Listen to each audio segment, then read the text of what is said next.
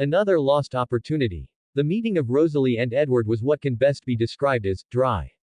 The two were complete opposites of each other, kind of. Both were very moody individuals for the most part. At least Edward is. Rosalie actually has a reason to be in a grumpy mood as it's only been a few days since she went through a very traumatic ending to her mortal life, while Edward was just always like that for no actual reason. I might be able to help Rosalie deal with that, but I had helped Edward the best I could. All of that could be dealt with later. Today I had some business of my own to deal with. The day after I had brought Rosalie home, I dressed myself and left for the diner where Evelyn worked, thinking it had been long enough since I had last seen her. Pulling up to the curb, I stepped out and walked inside. The atmosphere was the usual, and I found myself pondering how much I actually missed it. Looking around, I looked for the familiar figure or Evelyn, but I didn't see her. Walking over to my usual seat, which was open, I took a seat and waited. But as I waited, I continued to look around, still not seeing her, even though this was a time she normally worked. After a handful of minutes, I waved down one of the passing waitresses. The woman was older, and looked to be quite disheveled. "Excuse me, miss," I said as she passed by. "What is it?" she asked, pulling out a notepad from her dress. "Would you by chance know if Evelyn works today?" I asked. The older woman harumphed. "Evelyn doesn't work here anymore," she said, frowning. My brows rose as she spoke. "Doesn't work here anymore. Seriously. Where did she go?" I asked. "No idea," the woman said. "She came in and took the last of her pay before disappearing. No warning or anything. Now are you going to order or just keep questioning me?" the woman asked, tapping her pencil on the notepad. "I'm okay, thank you," I said, leaning back in my chair as I pondered the news. She didn't mention anything about leaving last we saw each other. But that was nearly half a year ago. Shit, I thought, realizing I had just up and disappeared on her for over half a year. Damn it, damn it, damn it. I thought over and over. To me, half a year might as well have been a couple of days, but to her, half a year was quite some time. So she moved on to better things, most likely thinking of me as a person who she fancied for a few months before I up and disappeared on her. Letting out a long sigh, I stood from my chair and looked around the diner I no longer had a reason to come back to. Once I got my fill of the room, I left, getting into my car and driving back home, while smacking myself in the face mentally for the fact that I let the first live interest I've had since coming to this world slip away. Pulling up in front of our apartment building, I gave the doorman my keys to park the car while I headed to our apartment. Opening the front door, I could hear voices coming from the front room. Stepping in, I saw everyone seated in chairs while they turned their heads to look at me, the conversation stopping. "Everything all right?" I asked, taking my hat and jacket off. "Yes, everything's fine," Esme said, giving me a smile as she gestured at an empty chair. Walking over, I took the open seat and looked around at all of their faces. "So what's happening?" I asked. "We have all come to the agreement that it's time for us to leave," Carlyle said, looking over at me. I nodded my head. "Sounds good to me," I said, watching as Carlyle raised a brow. "You want to come with us?" he asked, "but don't you have a..." I cut him off before he could continue. "She moved on," I said, giving him a shrug. "Time moves differently to me. What I thought wasn't so long actually was a lot longer and I lost that chance. I have nothing tying me here now," I said, rushed and wanting us to move on. "So where have you decided?" I asked, clasping my hands together, hoping he wouldn't push the subject. Everyone looked at me for a moment before Esme spoke. "We decided on Tennessee." Tennessee, I like it," I said, standing. "When are we leaving?" "In 3 days. A company will be shipping our non-essential belongings to our new home," Carlyle said. I nodded my head. "Right," I said, turning and walking to my room. Closing my door, I didn't undress as I fell into my bed, quickly falling asleep unintentionally. I woke up when someone knocked on my door. Rolling over, I realized I had fallen asleep and it was now dark outside. "Yeah?" I asked in a normal tone of voice, sitting up in my bed. Opening the door, I saw it was Carlyle. "I wanted to see if you wanted to go with us on our hunt," Carlyle asked. "Don't you have work?" I asked, looking over the small clock on the bedstand, seeing it was a little past midnight. "I've already put in for my leave," Carlyle said, opening my door some more to lean on the door frame, his face pensive. "How have you been?" he asked, his face concerned. I looked up at him. "I'm fine. Why do you ask?" "Well, you really seem to like this Evelyn." It would be completely reasonable to be a little upset. He said. I stood from my bed, walking to the closet while a small smile spread across my face. Carlyle, I have lived for far too long to lament the loss of a girl I hardly knew. Sure, I contemplated more with her than just knowing each other, but that's life, especially for those like us. I said, changing into a pair of jeans and a white shirt. What I had said was true. Sure, I was upset about the lost chance to experience something I had yet to in this life, but I knew the chance would come again. Maybe not today, but who knows, maybe tomorrow or 100 years from now, I will wait for the right one. Slipping on my shoes, we walked into the living room where everyone else was gathered. We took 2 cars to reach a forest just outside of the city where Carlyle heard there was a large population of deer. I drove my car with Rosalie in the passenger seat, while Carlyle drove in front of me in his own car with Esme and Edward. The car was silent, beside the rattle of the car itself. How long have you known, Carlyle? Rosalie asked, breaking the silence. I glanced over at her, her blood-red eyes meeting mine. Since about 1641. Why do you ask? I asked, raising a brow. She shrugged her shoulders. I was just curious. I didn't know how old Carlyle was. What about Esme and Edward? Rosalie asked. They are both still relatively young in vampire years. Edward was changed in 1918 while Esme was changed in the mid-20s. I said, turning the wheel as Carlyle pulled onto a side road.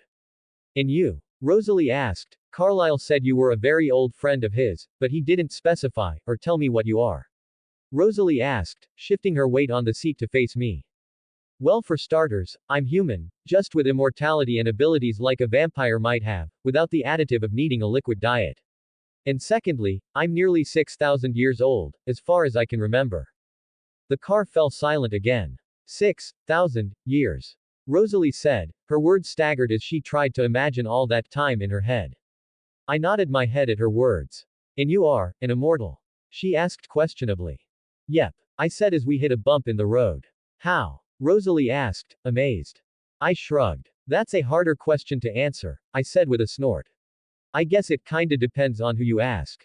To some I'm Adam the first man, while to others, I'm just an oddity with powers in a world filled with other oddities. I chuckled. I'm sorry, did you just say Adam, the first man? She questioned seriously. I nodded my head. Yup, I said nonchalantly.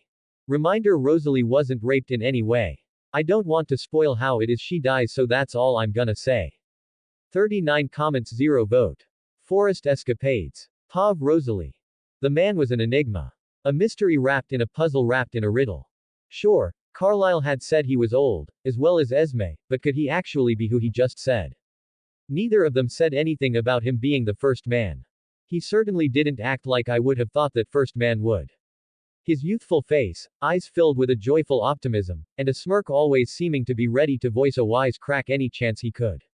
Not the hardened figure of someone who had seen only God knows how many years here on this earth, which I had imagined. But that's not saying much, as I have never read the Bible before. I sat back in the soft leather of the car seat, my mind swirling. Finally, I decided to ask another question when I managed to get my thoughts in order.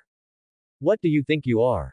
I asked. Adam looked over at me with another of his small smirks. I don't exactly know, he said. But, I started but was interrupted. My first memory was around the year 4000 BCE, I don't remember anything before that. For all I know, I could be the first man, while at the same time, I could simply be something else. He said, following Carlyle's car onto another side road, taking us deeper into a wooded area. But which do you think it is? I pressed. He let out a sigh before answering. I guess it's whichever helps people. He said, it certainly helped Carlyle and Edward come to terms with their existence when they thought I was the first man, but if it helps others to think I'm just a weird supernatural being, then I'm fine with that as well. How strange. I thought. Adam's perspective was unlike anything I had encountered before. It was as if he existed in a space beyond time and a world of his own. His nonchalance about his identity was both unsettling and fascinating. The car moved smoothly along the winding road, the dense forest brushing against the edges of the path. I watched the interplay of light and shadow on Adam's face, his features tranquil yet enigmatic, as if he held secrets that could unravel the very fabric of existence. His demeanor was reassuring, though, a calm acceptance of whatever he was or wasn't. What do you mean by helping people? I found myself asking, drawn to his selflessness. He chuckled softly, a sound that was almost musical in the quiet confines of the car. I mean exactly that. If my presence brings comfort or understanding to others, then I've fulfilled a purpose. Perhaps it's not about who I might be, but about who I am now. His words resonated with a simplicity that belied the complexity of his existence. It was a perspective I envied, a freedom from the chains of expectations of identity. I had spent so much of my life trying to assert who I was, yet here was someone who seemed perfectly content to let others define him, as long as it served a greater good. I pondered on this as we continued driving. The silence between us was not awkward but rather filled with unspoken understanding. Adam didn't need to prove himself, he simply was. It was a lesson in humility and grace that felt oddly comforting, like a gentle reminder that sometimes, the search for self is less about finding answers and more about embracing the questions. Adam's POV. Pulling to the side of the road with Carlisle's car, I turned off the car and stepped out, followed by Rosalie. The night was cool, the air filled with the fresh scent of forest. Walking to the front of my car, I leaned on the hood, waiting for Carlisle, Esme, and Edward to approach. Rosalie walked to the front of the car and leaned on the front next to me. Turning my head, I gave her a raised brow as I looked at the small amount of distance between us, which wasn't much at all. She didn't seem to notice my look and just continued to watch as the other Cullens exited Carlisle's car. Of course, she could tell I was looking at her, but she seemed not to care. Turning my head at the sound of crunching steps, I turned and saw everyone walking towards us, Carlisle and Esme with gleams in their eyes. Ah hell. I thought, slightly leaning away from Rosalie, before they could think of something that wasn't. This place normally has a pretty good amount of game to hunt. Me and Esme will take Edward. Adam, you take Rosalie. She's only hunted animals once before, so you should help her if anything comes up.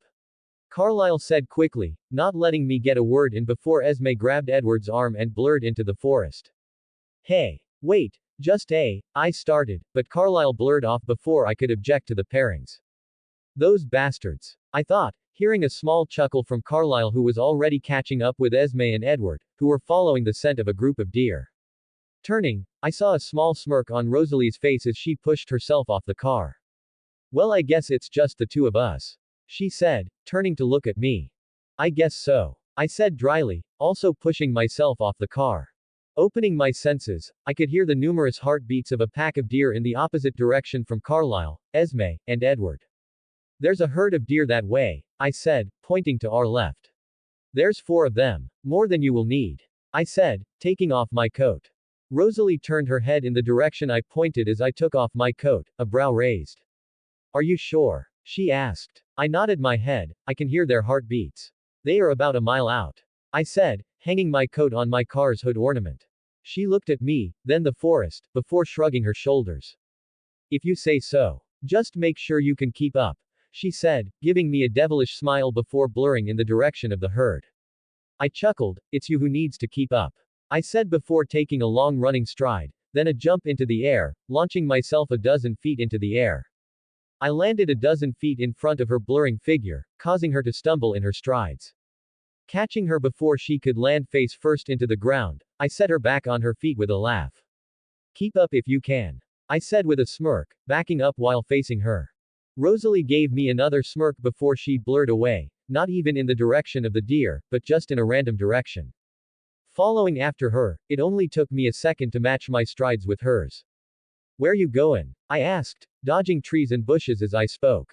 She turned her head to look at me, a gleam in her eyes as she abruptly changed direction towards me, slamming her shoulder into my own, causing me to hit a tree.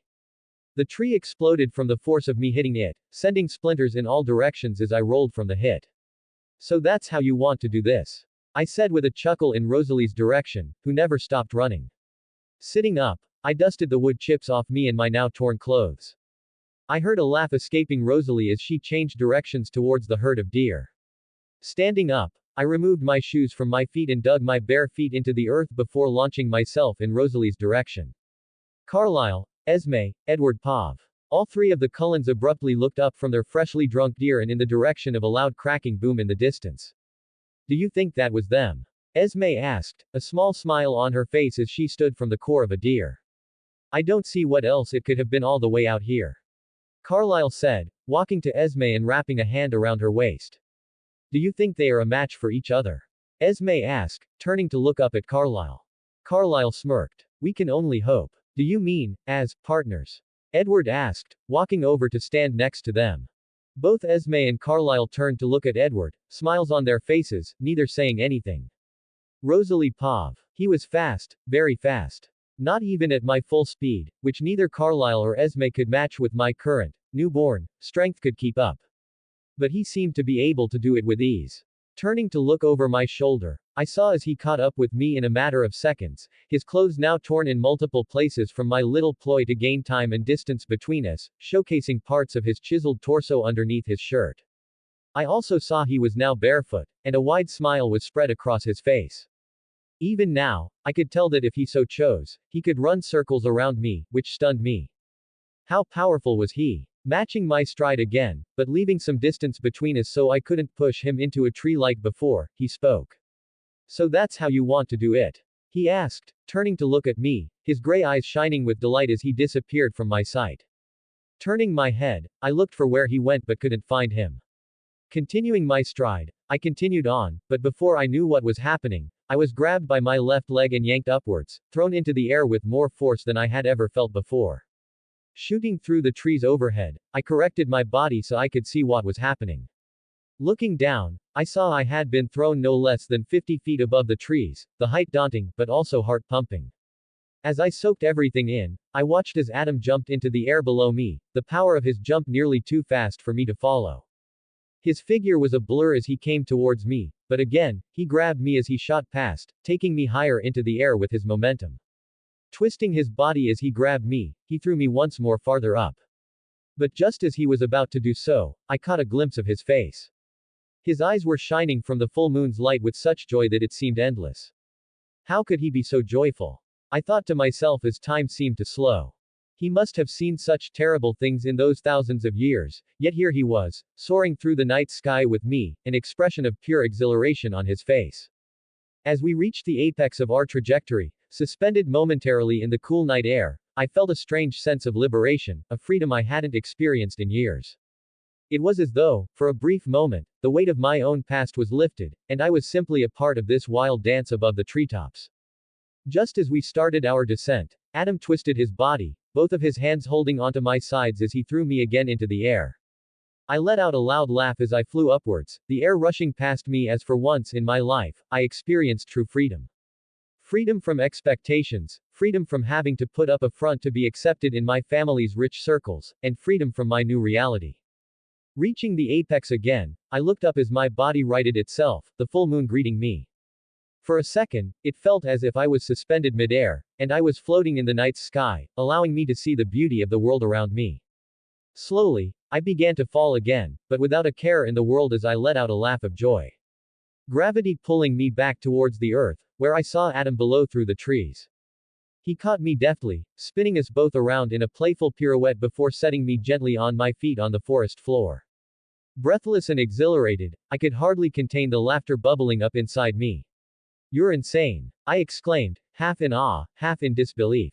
I can't believe you just did that. He grinned, the moonlight casting a soft glow on his face. Sometimes you have to let go to truly feel alive, he replied, his voice a gentle caress against the night. Life is too short, even for those of us who live forever, to hold back from moments like these. His words struck a chord deep within me.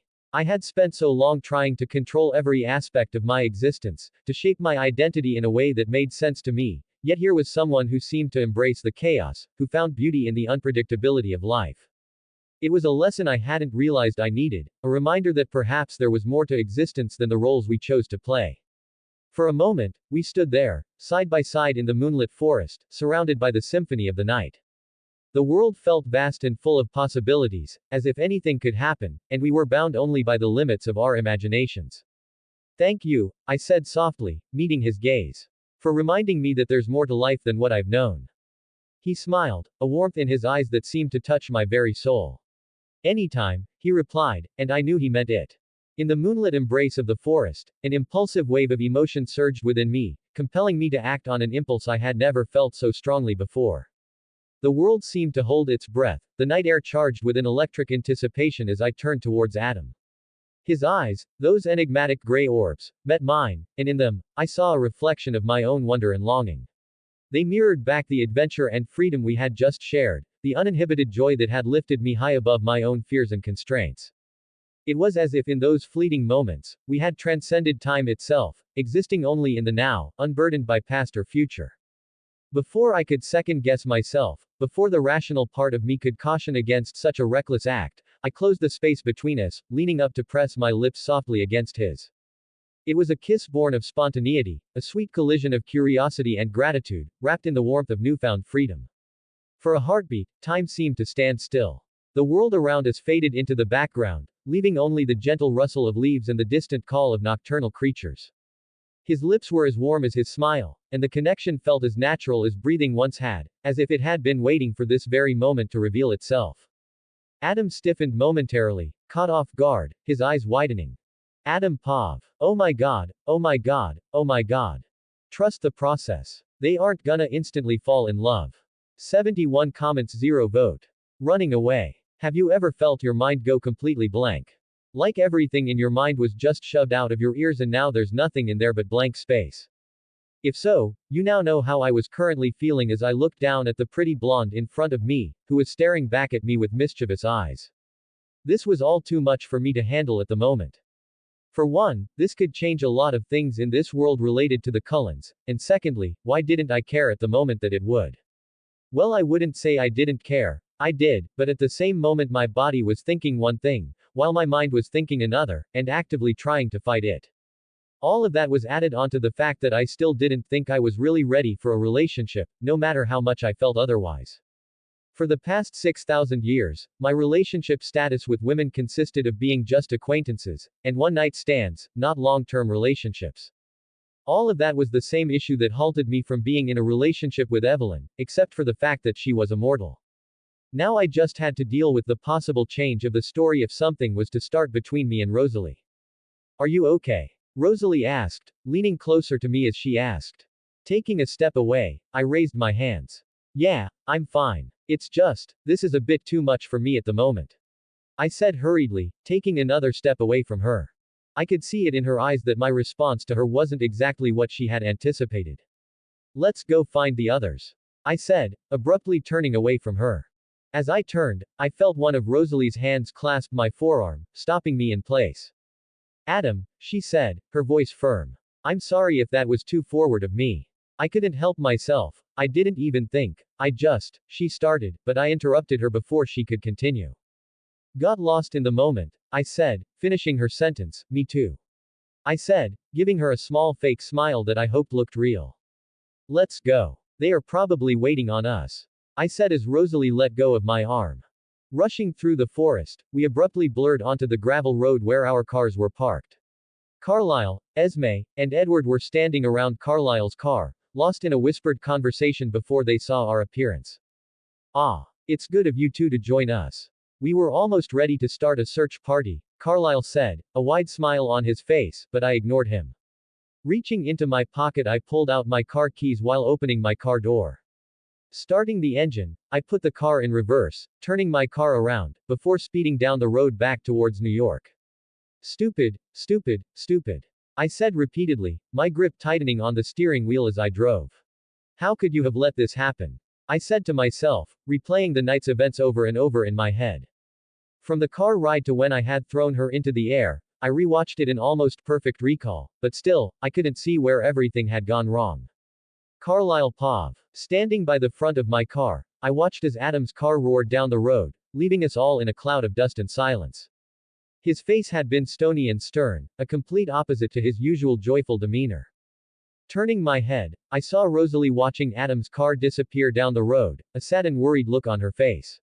Walking over to her, I looked down the road then back at her. What happened? I asked gently, worried for what could have possibly angered Adam and worried Rosalie. Normally it took quite a lot in my experience to anger him, so whatever it was must be quite big. Don't. Rosalie started, but couldn't seem to finish her words.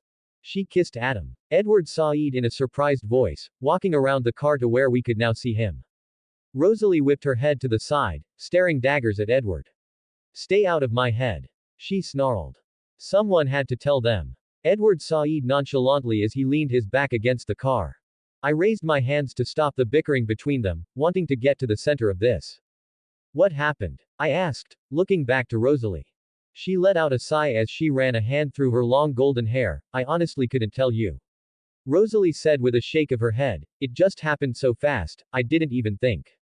It's all right, Rosalie. Esme said, walking over to rub a hand on Rosalie's back. Let's head back. I said, hoping to catch Adam before he could disappear on one of his adventures he takes whenever something is bothering him. We all climbed into the car and quickly followed after Adam. It took us nearly an hour to finally reach the hotel. The entire drive there was quiet. Handing the keys to the valet, we walked through the foyer to our private elevator, heading up to our current home. He wasn't there. As soon as we had entered the house, I had checked his room while Rosalie locked herself in her own room. Letting out a sigh, I closed Adam's door as I walked into the living room where both Esme and Edward were seated. Maybe we beat him here. Esme said, hope filling her voice. Edward quickly shook his head. I highly doubt that. If anything, Adam is probably just driving around at the moment, trying to deal with what is on his mind. True, I nodded, sinking into an armchair. He's always been one to process things on his own terms and time. We shouldn't push him, but I do hope he knows we're here for him. Esme sat beside me, her eyes searching mine for assurance. He's been a part of our family for some time now, Carlisle. I hope he realizes that no matter what happens with Rosalie, it doesn't change how much we care about him, she said, squeezing my hand gently. Edward, who had been silent for a moment, spoke up. He's conflicted, he said, drawing our attention to him. That much was clear on his face. It must not just be about the kiss. It must be something to do with what it represents, for both him and Rosalie. I leaned back, contemplating. Adam's history with relationships is complex. He's carried the weight of his past for millennia, meaning he has a lot of baggage. Perhaps with Rosalie, it's not just about affection but also about confronting his own fears and insecurities which he's buried under time. Esme nodded, her expression thoughtful. And Rosalie, well, she's not used to feeling vulnerable. This might be new territory for her too. I think we should give them both space, I suggested. But not too much. We should find a way to let them know they're not alone in this. In the quiet of the room, I thought back to the many years I had known Adam. A man of ancient wisdom, yet still very much a person with human emotions and vulnerabilities. This incident with Rosalie was just another piece of evidence to show that even though Adam had thousands of years on us all, he was still a novice at some things. Leap of faith and dark past. Leaning against the protective fence in front of me, I took a puff from my cigarette as I looked out at the sprawling city in front of me. At the moment, I was standing at the very top of the Lady Liberty statue, right at the torch. The sun was just starting to rise above the ocean in the east, giving me a wonderful view as the first rays of sunlight hit the city. I had parked my car somewhere near the docks where I had then commandeered someone's boat, deciding to take a trip to the large Lady Liberty statue I had seen off in the distance. It was actually pretty surprising how little security the island had, allowing me to get inside then climb all the way to the top unseen without even trying. Taking one last drag of the cigarette I had been smoking, I flicked it out and away from me, watching as it fell to the ground. I really need to quit smoking. I thought ruefully, looking back up to the city where I could hear horns honking, and see the bustle of people starting their days, finally allowing my brain to process everything that had happened to me. Since the car ride here, I had been on autopilot, not thinking, just going with the flow of things. I parked, saw a boat, then saw the Statue of Liberty. You can see how little thought I had put into everything which led me here. I don't know why I went on autopilot. But the best way I can describe it is shock. My brain was unable to process what had happened, so I did what I do best when something happens that my mind just can't seem to process. I ran away from it. Looking back now, I could see how stupid that was, but in the moment it was all I could think about. Getting away to think, to process. Yes, I'm thousands of years old and have done and seen things any other living being could only ever imagine, and yes, I'm smarter than your average person, but I'm still human. I have human emotions and human thoughts. I feel joy, pride, lust, envy, sadness, anger, and love. All of it. Sure, I have those emotional dampeners and all, but I still feel, I'm not a robot. I feel every emotion a normal person would, except if I get to a point that I would do harm to myself. That's when my system would start to dampen my negative emotions, but everything else I feel completely. Which is what led me to learn a very valuable lesson early on. It didn't hit right away when I came to this world, but I can't die, and never will. Until the sun destroys the earth in the next billion years, I will continue to live on. Hell, even then there's a good chance I'll wake up a few billion years later when whatever is left of me can regrow itself. With that knowledge, I learned to build up defenses. Keep my emotions inside, while keeping others out. That's why I started traveling the world as a merchant. Sure, it was a nice way to see the world while making some money while at it, but it was also a way for me not to stay in one place for too long and see those I would undoubtedly get attached to die. Why get attached to those I knew would one day die in what was to me a blink of an eye? All it would do is hurt me. Yeah, the dampeners would help negate some of the emotions, but the thought of them would never leave me, causing a never-ending spiral of depression. The dampeners would wash it away only for the thoughts of those I got attached to come back and force me to go through the same process over and over again. My own personal hell. It wasn't worth it. Why put myself through that kind of torment? Because of all of that, I hadn't experienced something I always wanted in this world. A relationship. Not a companionship like I have with Julius, Jane, the Cullens, and a few acquaintances, but an actual relationship where I could let down my walls and be vulnerable. But I might as well be pulling out teeth when it comes to trying to take down my walls. I did that once with Oscar and Gerard and learned what happens. To add on to all of that, being in a relationship with Rosalie wasn't what really bothered me. Hell, not even the fact that it would change the original story of this world if we did, which I had long ago stopped caring about. What bothered me was the fact that one day Emmett would one day become a part of the Cullens. I didn't know enough of how he was turned in the first place to stop him from becoming a part of the family to begin with. All that I had written about him in my journal was that he had a personality like mine, and a vague description of what he looked like. Nothing about how he was turned, or what led up to it. My fear is that if me and Rosalie do get into a relationship and Emmett appears, she will be unconsciously drawn to him, which would undoubtedly cause tension among the group. If I'm going to get into a relationship where I get invested in it, it's for the long term.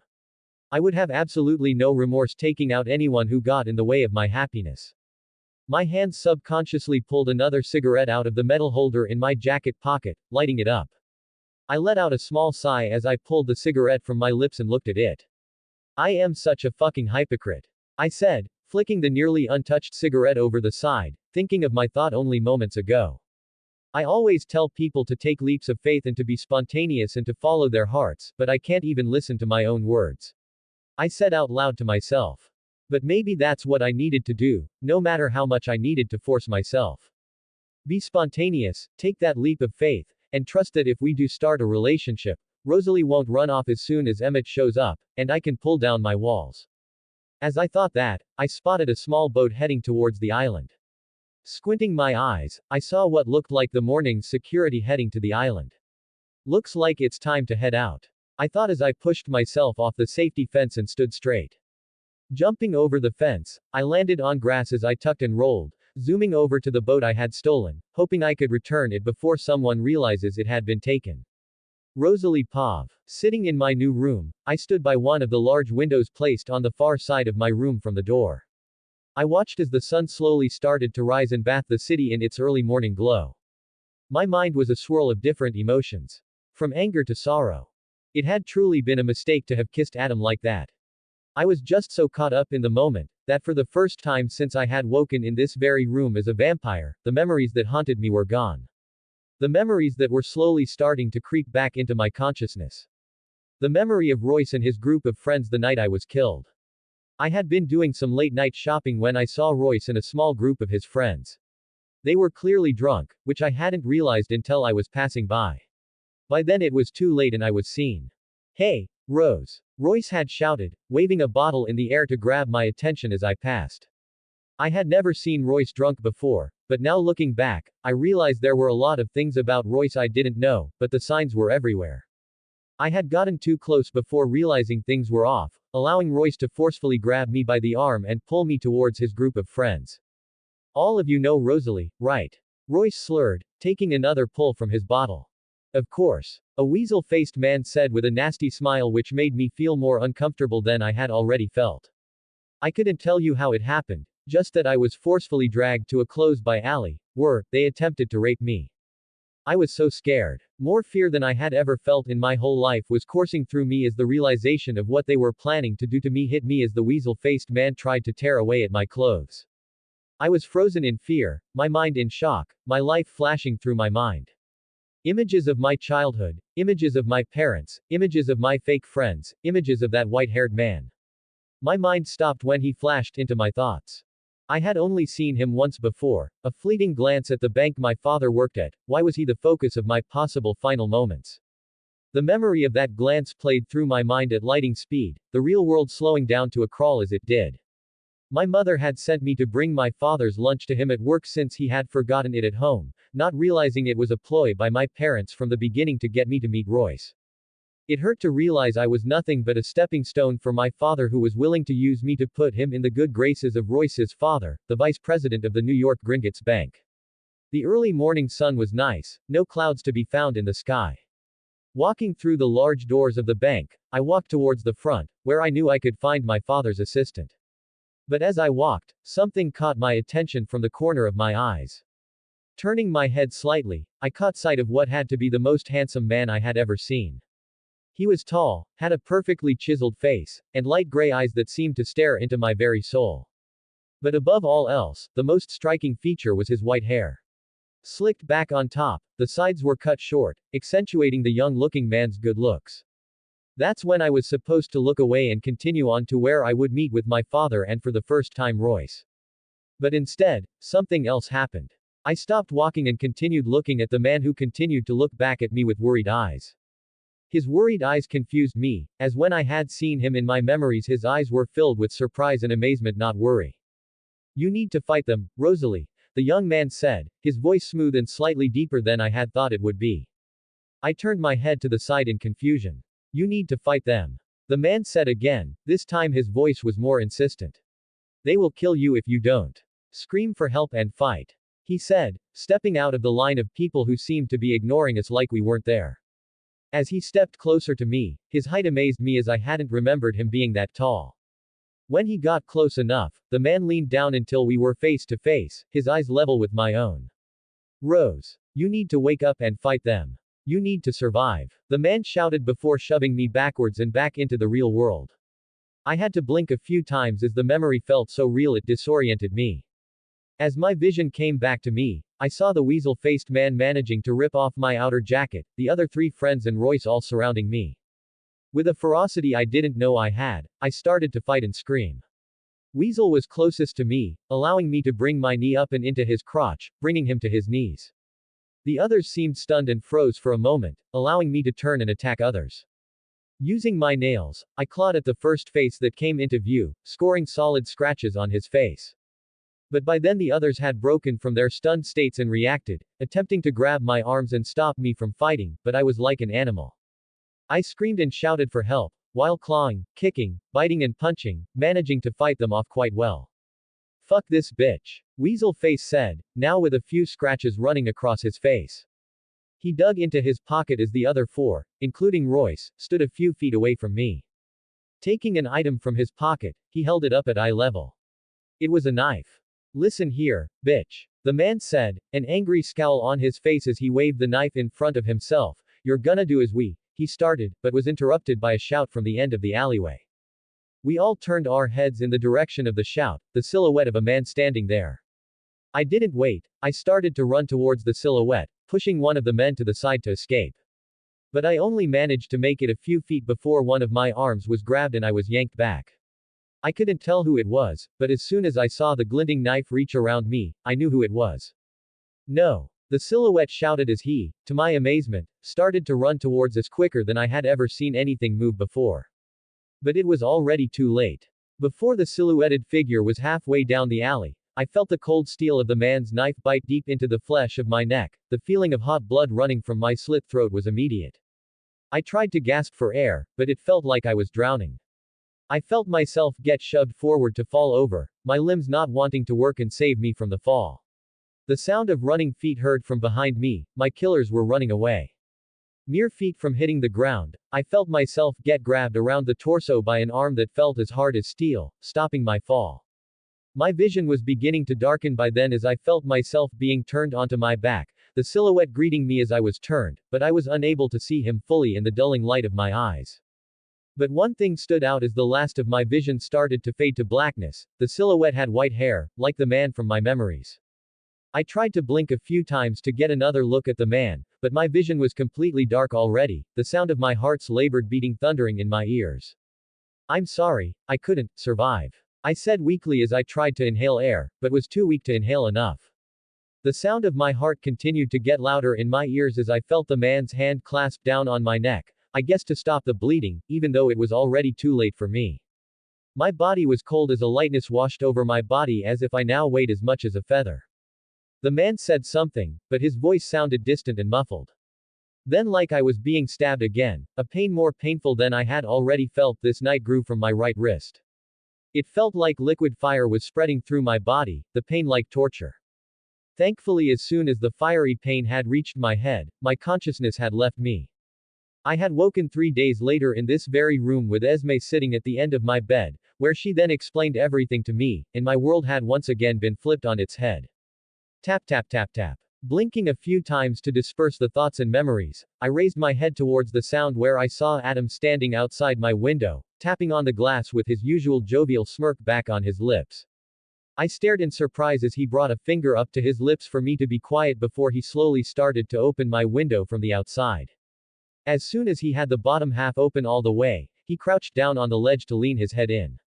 I had yet to speak or even move as he gave me a wide smile.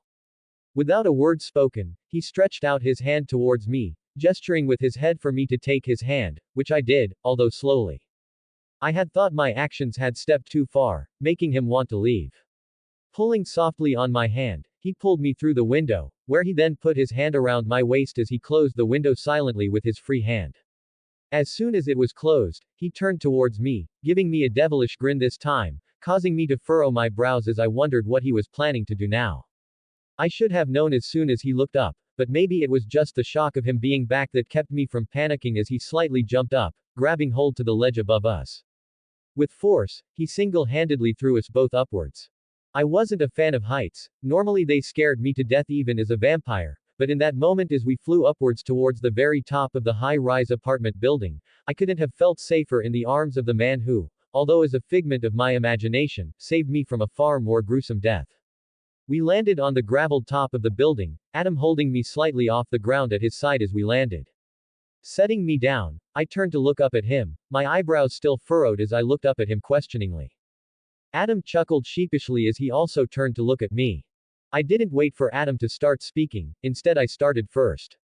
Adam, again I just want to apologize, I started, but was interrupted as Adam smirked at me before taking a step closer and grabbing me by the shoulders, pulling me towards him. Yeah, I heard you the first time, he said with a smile, before he leaned his head down slightly and kissed me.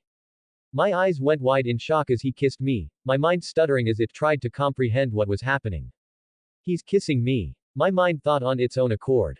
For a few quick moments, I stood there in shock, unable to reciprocate the kiss as my mind tied itself in knots. But as I finally managed to comprehend what was happening, I ignored my mind and its thoughts, kissing him back.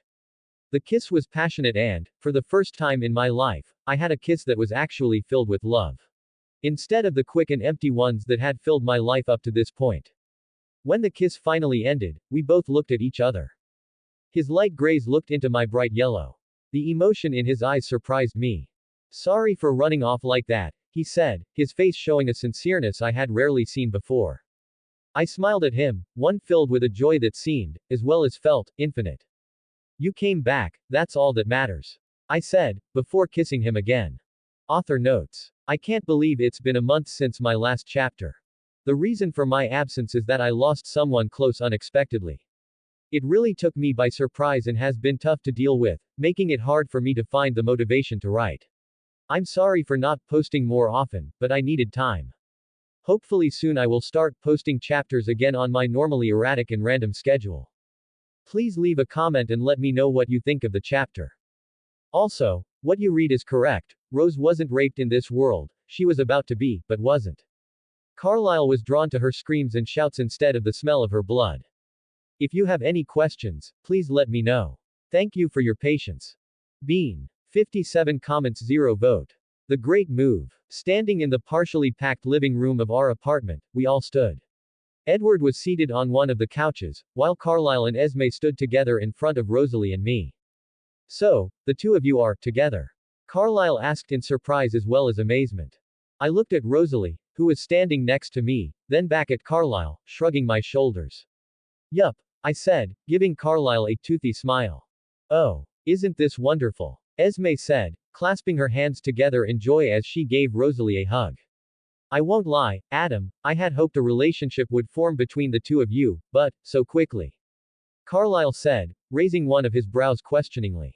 I shrugged again. It was bound to happen, I said, giving Carlyle a cheeky smile. He stared at me for a moment while Esme and Rosalie talked, ignoring our banter.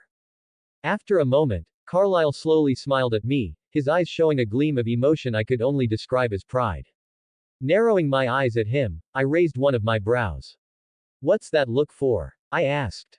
Stepping close to me, Carlyle patted me on the shoulder. It's nothing, Adam. I'm just proud of you, is all, he said, turning towards Esme and Rosalie, who were having a whispered conversation. This calls for a celebration. Carlyle said jovially as Esme and Rosalie turned to us. That is a fantastic idea, my love, Esme said, walking over to us and giving me a quick hug. That first night was one of joy and happiness, with Carlyle happy that he won the bet with Julius, and Esme happy because she saw us as her family. Edward, on the other hand, was in one of his dark moods, which I could guess why. He was lonely and figured he would stay that way for the rest of eternity. But I figured I would just let him be and deal with it when it came to a head. By the end of the night, we were all in high spirits. I even saw Edward try to hide a few smiles as I told some of my old stories. Now, even though Rosalie and I were together, we still weren't quite ready to be sleeping in the same bed together and everything that went with it, if you catch my drift. It was a mutual decision. We had only known each other for a short time and felt that taking that step should at least wait until we were married or something. We packed the apartment over the next few days, deciding what we needed with us and what we could live without for a few weeks while it was all shipped to our new home in Tennessee. Anything of great value that we didn't want to leave behind, I had taken to the New York Gringotts Bank. They had armored cars and other such things that were designed to transport valuable items. If it were up to me, I would have just shoved it all in suitcases, but everyone else had different ideas about how priceless artifacts should be transported, so I was outvoted. It's not my fault my artwork alone is now worth tens of millions of dollars. Blame Leonardo, who wrote extensively about me teaching him nearly everything he knew in one of his journals, allowing historians to track down a number of my works, which were found in nearly every Gringotts bank. And the only way they could figure out it was me who painted them, since I never signed them, was if they were able to get up close and do some in-depth examination of my works, finding similarities in how I painted between them all. I had to remember to stop them from letting people do any in-depth examinations of my works. Because when carbon dating is invented and it is found out that most of my works are decades apart spanning hundreds of years, there will be some questions asked that won't be answered. I can already see my artwork being a part of some iceberg conspiracy sheet. Some good news, though, I'm apparently the first Banksy, painting the world as it actually was instead of making the world look prettier than it actually was, painting cityscapes where I showed the great amounts of poor people and the brutality of the world at the time. Anywho, it was decided that we would drive to Tennessee. Figuring we had too much we were already taking with us to take on a flight, and that putting vampires on a plane high up in the sky in a metal tube wasn't the most logical idea. Sure, the Cullens had extraordinary control over themselves around humans, but all it would take is a paper cut and we could be in a bad situation, Carlyle being the only one unaffected. And besides, it would be good for Edward, Rosalie, and Esme to see the country. Hell, even me. The last time I had seen any part of this country besides New York was during the late 1700s when I was a statesman. Leaving New York, we passed through New Jersey, making it to Maryland by the end of the first day of driving. We stayed there for 2 days as we went to museums and landmarks. What I liked the most about it was going to the Smithsonian museums. In one of them, they even had a rather large section dedicated to me, which I hadn't known about. They had some items that apparently used to belong to me, and letters between me and other notable figures of the time. My favorite was a letter between me and Washington where I ended the letter with a fart joke. When I had written the letter, I was visiting New York, in the middle of the summer. If you didn't know, back then large cities smelled bad, but when it got hot outside, the smell intensified by 100%. In summary, I had written to him to inform him of my safe arrival in New York and ended it by saying, I was seated next to the Adams cousins for the entirety of the creation of the Declaration of Independence, and not even they could produce such foul smells as this city. Nowadays, that seems like a poor attempt at a joke, but back then, that was top-shelf humor. Rosalie was surprisingly mostly interested in the mechanical side of our museum tours, always stopping to look at cars or planes, wanting to see what the engines looked like. Carlyle and Esme were into the art, while Edward liked the literary. By the end of the 5th day of our trip, we had made it all the way to the bottom of Virginia, another 2 days from our destination in Tennessee. I would like to say a lot has changed in the nearly 200 years since I had last seen this part of the country, which a lot has, but at the same time not that much. Sure, the towns we passed through looked more modern than a bunch of wooden houses that looked ready to topple over at the first gust of wind to roll into town like I remembered some of them being, but it was all also so much the same. Meaning, I quickly lost interest in the trip. That's not saying everyone did. As far as I could tell, everyone was having a ball with the trip. Which was easy for them to say, they don't get stiff from sitting down all day during the hours of driving we were doing every day. It nearly brought tears to my eyes when we reached our new home. Gatlinburg. The town was nestled between mountains and was quite quaint. But I was hardly paying any attention to the city as I focused solely on Carlyle's car in front of me, ready for my own bed and a week of relaxation. Walking across Europe was easier in my opinion. Because if I'm walking, I don't get a stiff back and legs while doing it. Driving down a dirt road, we finally arrived at our new home. It was a large 2-story log cabin with 5 bedrooms and 4 bathrooms. It used to belong to some big city rich guy who wanted a hunting retreat for himself but died of a heart attack before he could even stay a night here. Opening my car door, I slowly maneuvered my way out of the car, holding my back. You all right, dear? Rosalie asked as she exited the passenger side. I nodded my head. I'll be fine in an hour or so. Just need to move around, I said, twisting my body, silently deciding the next time we moved somewhere, I'll fly while the others can drive themselves. Or better yet, I'll just buy a damn plane, learn to fly it, then fly us wherever the hell it is we want to go. Because, damn it, I'm getting too damn old for this. 32 comments 0 vote. New home, new venture, new face. It took us a couple days to clean our new home, as dust was covering nearly every surface in the place. The furniture left behind by the previous owner were nice, but had to be carried outside to be cleaned as well. Shortly after we had arrived and cleaned the house, the movers with the rest of our stuff also made it to us. A day after them the Gringotts armored truck also showed up. They were led and tailed down our road by black cars with armed men inside. They were all pleasant, and carefully brought everything from the armored truck inside. Now with all of our things, it took us another 2 days to get situated. And only when everything was done, could we finally relax. It was nice to be away from the constant chaos of New York, and I'm sure everyone felt the same as me on that subject. For me it was the constant bad smells and noise from the city which made the move so relaxing. It really got tiring trying to always drown out the bustling city you lived in the middle of. Also, here in Gatlinburg, the animal population was ripe for the Cullens to hunt to their heart's content. After a week of just straight relaxing, Carlyle started his first day at the hospital in Gatlinburg as the head doctor of the hospital, taking over for a 70-year-old doctor who had been in that position for decades who was ready for retirement, but couldn't leave since there wasn't anyone willing to leave a big city to come all the way out here to a town of 3,000, and be paid pennies when they were being paid dimes in a bigger city. While he did that, Esme started drawing up plans on how she wanted to remodel the house. Deciding to do the remodel herself, instead of hiring contractors to do it for her.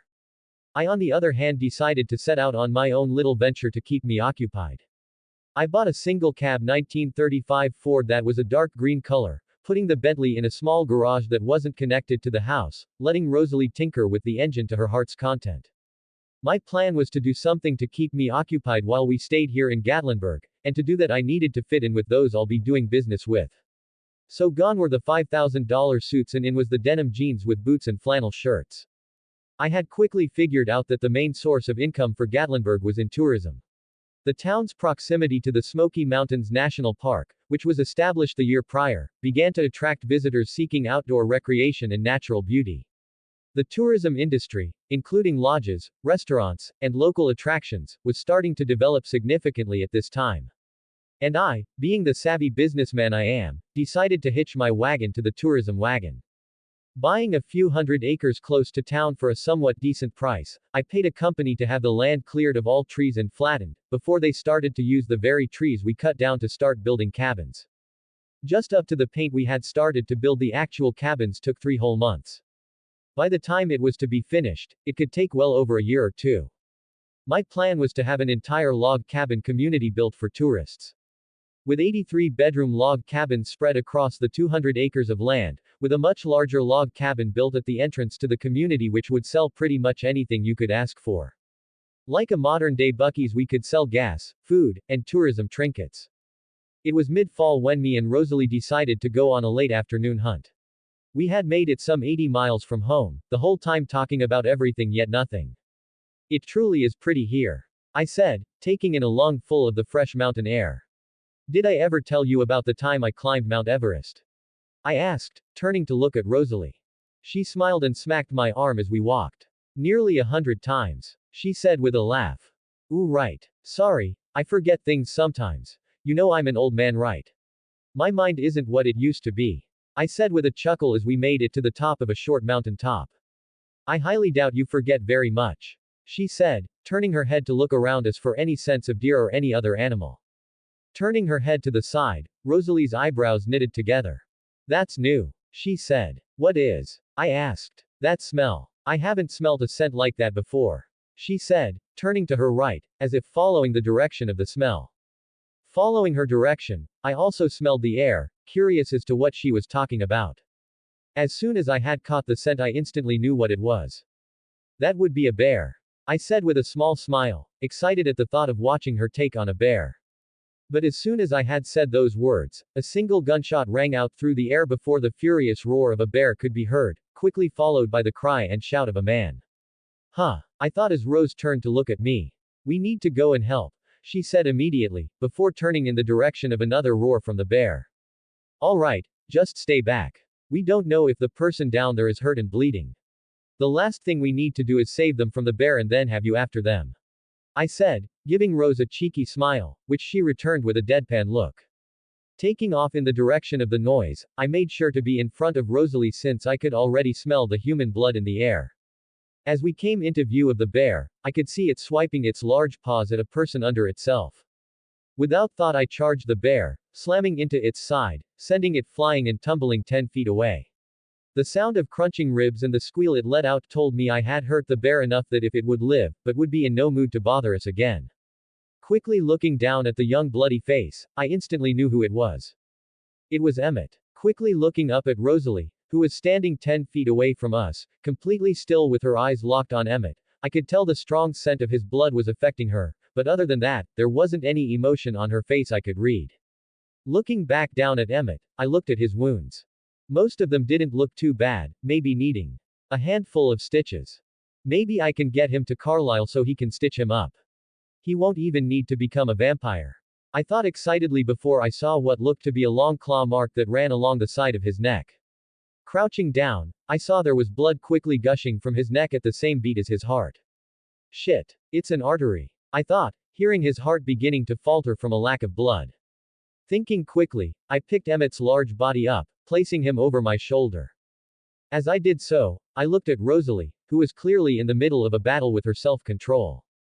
Go ahead and head towards the house. I will make it there long before you do, I said, trying to distract her from her thoughts and thirst. She stared at me for a moment, her eyes wide.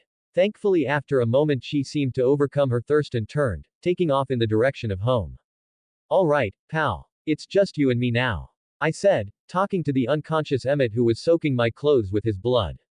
Let's just hope I can get you there before you bleed out, I said before taking off at full speed. It only took me 10 seconds to reach, then pass, Rosalie's blurring figure. And in 15 minutes I had traveled the 90 miles to our home.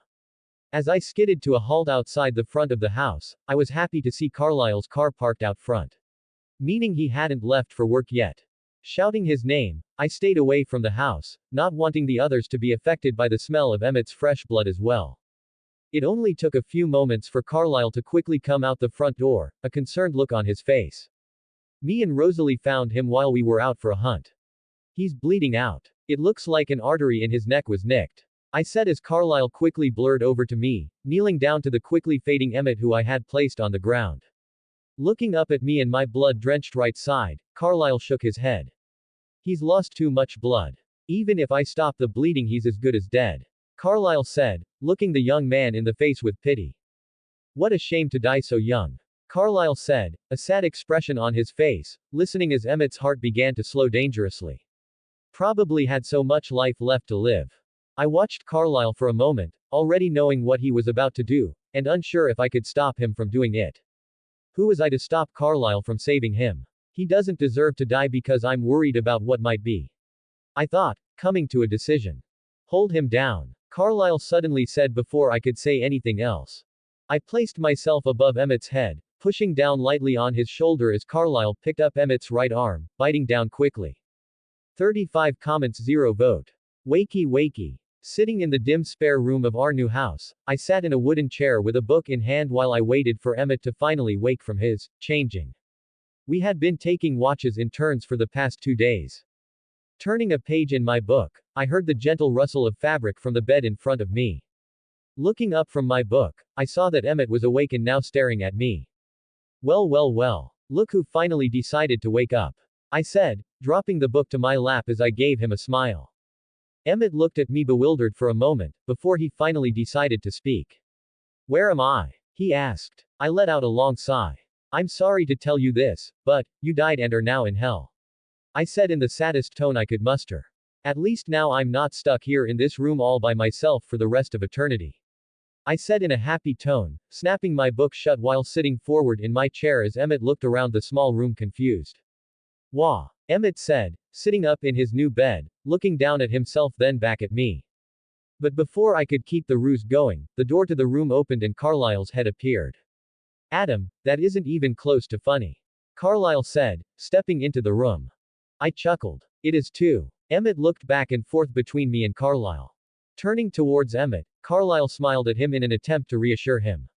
You're not in hell. He's just trying to play a cruel joke on you. Carlyle said, taking a seat at the end of the bed while taking on a serious look, but he's also not lying about something else he said. Emmett raised a brow. What did he say? Emmett asked, the cogs of his brain clearly spinning. That you died. He said, looking Emmett in the eyes with sadness.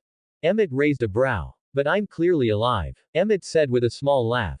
Carlyle smiled slightly. When you first woke up, what happened? Carlyle asked, could you hear the forest outside?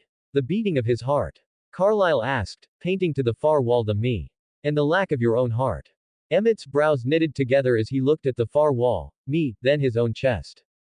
Placing a hand over his heart, Emmett quickly looked up at Carlyle with a worried expression, I can't feel anything. Both Carlyle and I nodded our heads, that's because it no longer beats. Carlyle said with a small smile. As I nodded, I saw Emmett's eyes snap onto me as he swallowed the venom starting to fill his mouth. Thankfully Carlyle pulled Emmett's attention away from me to quickly explain to Emmett, your throat feels itchy, right? He asked, when you hear his heart beating. The blood coursing through his veins. What the hell are you trying to do, Carlyle? Get me in a fight with Emmett on his first day as a vampire. I wondered as I watched Emmett's attention move back to me. Why? Emmett asked simply, a worried look appearing on his face. Because you are now a vampire. Carlyle said, waiting for Emmett to react. Emmett's head snapped to Carlyle, a bewildered look on his face. I'm sorry. Emmett asked, confused. And that's when I decided to hop into the conversation.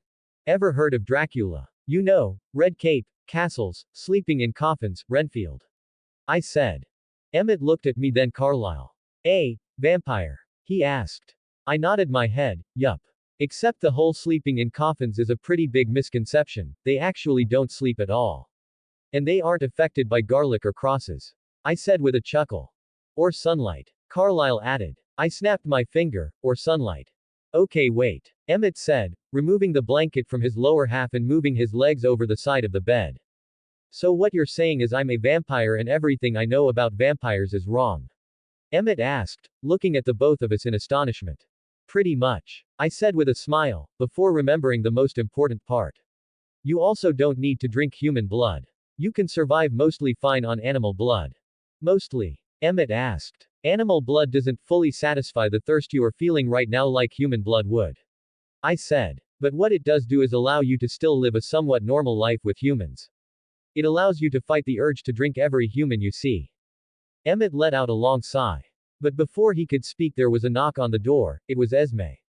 I have some clothes for him. Esme said, opening the door. Emmett looked at her for a moment with slightly wide eyes. How many of you are there? He asked. Vampires. 4. Well, 5 now including you and not counting me. I said as Esme handed me the bundle of folded clothes as she gave Emmett a small smile. And what about you? Are you there, Renfield? He asked.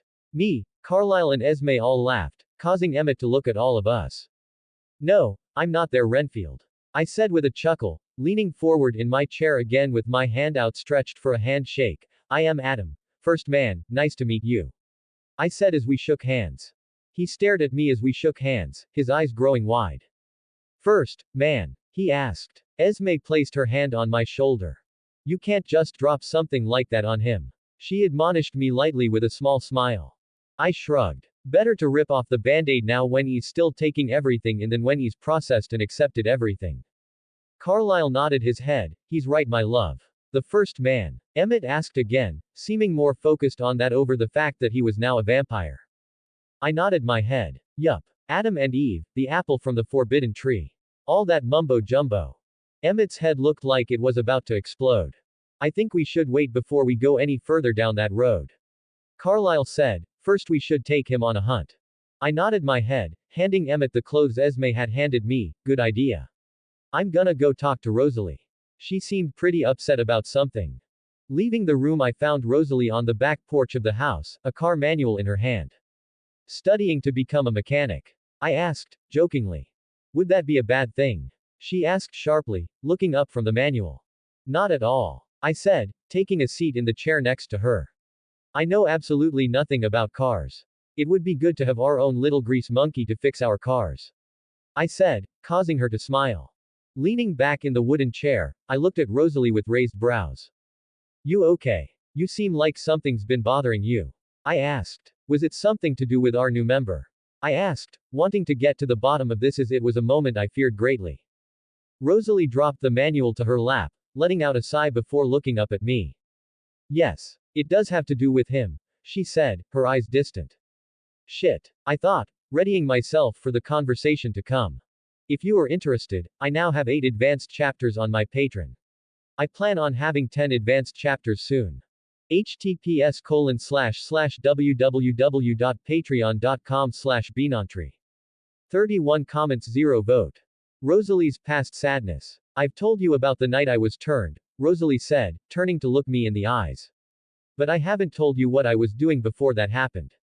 I shook my head. I was visiting an old school friend of mine, she said, letting out a long sigh. We were practically inseparable growing up. We both came from rich families with parents who had our lives planned out for us. I fell headfirst into their trap.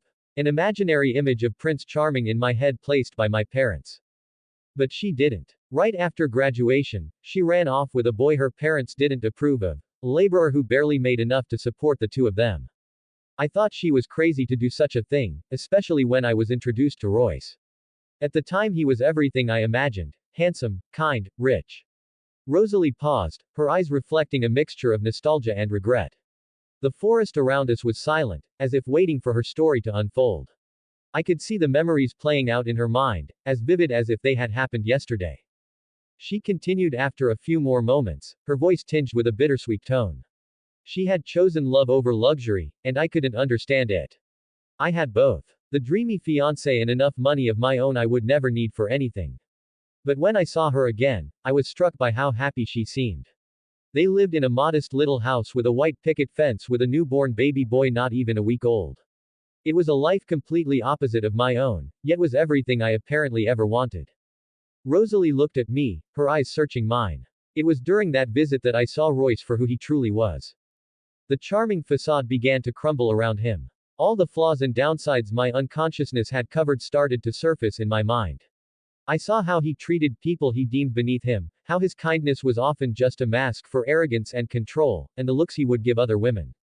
My friend's life, though simple, was full of the kind of love, respect, and happiness Royce could never offer. I nodded, understanding the depth of her words. It's amazing how seeing someone else's happiness can shine a light on our own discontent, I said, reaching for her hand. Exactly, Rosalie replied, squeezing my hand gently. It was the first time I questioned my own life, the path laid out for me by my parents. I spent the rest of that visit trying to reconcile my feelings, Rosalie continued, a soft breeze rustling through the leaves, causing a few strands of her hair to fall in front of her eyes. The more time I spent with my friend, the more I felt the chains of my own life. I wanted to be happy like her instead of content, to laugh without worrying about appearances or expectations. Rosalie turned her gaze to the ground, tracing imaginary patterns with the tip of her shoe. I left my friend's home, and decided to go for a walk to clear my mind, to figure out if leaving everything I knew was the right choice, but that's when I ran into Royce and his friends. Her gaze returned to mine, earnest and raw. When we found Emmett, something in his eyes reminded me of myself in that moment when I was changed and made me wonder what my life would have been like if I never ran into Royce and his friends. I raised a brow slowly, thinking about what should be said to help her. After a few seconds, I decided and spoke. Are you happy? I ventured. Rosalie looked at me confused, so I continued. Are you happy with your life, now? I asked again. Her eyes went distant for a split second, as if going through everything that had happened to her since she had been changed, before looking me in the eyes. Yes, I am, she finally said, her eyes darting down to our clasped hands before back to my eyes. Then your past is just that, your past. It no longer shackles you to anything. Royce and his friends are long gone. Your friend is still living her life, and so are your parents. Just like you. You found your happiness here with us, so stop looking for a happiness in the past. I said, watching her as I spoke and squeezed her hand gently. Our lives are too long to think back into the past and wonder what would have happened if we did this or did that. Instead, it's important to look forward instead of backwards. This is a short chapter. It's the first one I wrote after losing that close friend and was still trying to get back into the groove of writing again, that's why it's so short. 27 comments 0 vote. Self-control training and loss of self-control. Standing in the empty forest, Emmett and I faced each other. Are you sure this is a good idea? Emmett asked in an unsure tone of voice. I gave him a small smile. Emmett, you can barely stay in the same room as me. Trust me, you're not the first vampire I've taught self-control to, I said before quickly pulling a large knife from my back waistband. Emmett's eyes widened almost imperceptibly as he tried to follow my quick movements. Get ready, I said loudly before stabbing the knife down into the palm of my hand, driving the knife upward to split my hand in two between my middle and ring fingers. A splatter of blood fell to the leaf-covered ground beneath me as I kept my eyes locked on Emmett, ignoring the quick flare of pain from my self-inflicted wound. He went stock-still almost instantly, his eyes locked on my rapidly healing hand that was still leaking blood. I felt a gust of wind hit my back, carrying the scent of my blood with it to him. Emmett moved like a bullet fired from a gun, going from 0 to 100 in the blink of an eye. I didn't even think as I moved, ducking under Emmett's flailing tackle, spinning around him to shove him in the back. Emmett was untrained, moving on instincts rather than an actual idea of what he was doing, making it too easy for me. His body flew through the air, smacking into a large oak tree with a loud thwack that echoed through the forest, splitting the tree in half upon impact. Maybe I had shoved him a little harder than necessary, but until Emmett found his own mate, I was a bit of an ass toward him. What can I say? Not moving from my spot, I watched as Emmett slowly stood from the remnants of the tree, dusting splinters and dust off his now torn shirt. You need to fight the thirst, Emmett, I said in an even tone as I put my hands behind my back. Emmett didn't say anything, instead, he charged me once again. Keeping my hands behind my back, I let him charge me, dodging his swings, attempted grabs, and punches with an ease you might only see if a baby were to fight an adult. Stepping backward, I ignored the gust of wind from Emmett's passing fist. As he swung wildly, I passed under one of his haymaker swings, driving my shoulder into his side, sending him flying once again. This time it took him longer to stand up, as the cracks from his collision with another tree needed to heal. Looking down at my hand, I saw it was already fully healed. Looking back up at Emmett, I saw he was now clear of mind and in control of himself. With a shocked look on his face, Emmett looked me up and down. Damn, was all he said. That was the first of many one-on-one training sessions between Emmett and me. It took about another 3 months just for Emmett to be able to think whenever the smell of fresh blood was in the air instead of just charging at me every time. I didn't exactly train him how to fight, but I did show him the basics, enough to fight another normal vampire and win. While we did that, life went on. I continued with the construction of my log cabin resort while getting closer with Rosalie. I think what really put me over the top for her was when I bought her a 1934 Mercedes-Benz 500K Roadster for her to tinker with to her heart's content. It was the middle of spring on a cloudy day when Emmett and I were walking back home on one of the main roads that led home, a rare treat for Emmett. Normally, we would walk through the forest to stay away from the cabins that lined the road home, but since it was a cloudy day, I figured, why not? Kicking a rock in front of me, I listened as Emmett spoke. What was it like in the Dark Ages? He asked. I looked over at him with a small smile. It wasn't as bad as most think. Rome had just fallen, sure, but I was already in England by then, where I kept to myself for the most part. What about during those plagues? He asked before I could finish my sentence. Well, that depends, I said, looking up at the dark, rain-filled clouds above us. There's the plague of Justinian, which was in the Dark Ages and didn't affect me much, only killing a few 100,000 in England, which compared to some other places wasn't so bad. The worst one out of all of them, though, was the Black Death. Now there's a plague for you. Millions died during that one. The wind had picked up significantly during our walk, causing me to squint my eyes to keep the dirt from the road out of my eyes as we passed one of the cabins by the road to our home. I hadn't been paying attention to my surroundings, missing the fact that there was a woman who had run out of the cabin to grab her clothes from a drying line. Her scent hit both Emmett and me at the same time, causing two completely different reactions from us both. I came to a complete halt as I recognized the familiar smell, while Emmett moved without thought toward her. By the time I managed to get myself back under control, Emmett was already 3/4 of the way toward his unsuspecting victim. I moved after him, the ground cracking under my feet as I shot toward Emmett, but it was already too late. Yes, I'm fast, very fast, but so is Emmett, who still had some of his newborn speed. He just managed to bite down on the woman's neck as I slammed into them both, using my hands to pry Emmett's jaws apart, causing cracks to appear at the corners of his mouth as I just managed to restrain myself from tearing off his head entirely, separating him from her. We slammed into the side of the cabin, blowing a hole into its side as Emmett fought me to get at the woman again, who was now lying motionless on the floor of the cabin not far from where Emmett and I had landed. Manhandling Emmett, I wrapped my hands around his torso, trapping his arms under my own. He kicked and fought me like a crazed animal, seemingly unable to control himself around her. With Emmett trapped in my arms, I turned my head, looking the young woman over. Her hair was covering her face, a pool of blood slowly growing beneath her, but I knew what was to come. All it took was one quick bite to get a vampire's venom into the bloodstream, which would change its recipient. But why her? I thought angrily, moving my head backward to avoid Emmett's attempt at a backward headbutt. Thinking quickly, I decided I needed to get Emmett home and away from this, then come back for her with Carlisle. Not needing to think twice, I started to run, going out the way we had come. I moved my legs with all my power, turning the world around Emmett and me into a blend of colors that I could barely keep up with, making it to our cabin in less than a minute. Kicking the front door down, I found everyone but Edward seated in the large living room. They all stood in a blur as they saw us, concern written on all of their faces. We have a problem, I said, dropping Emmett, who had finally stopped fighting, to the ground.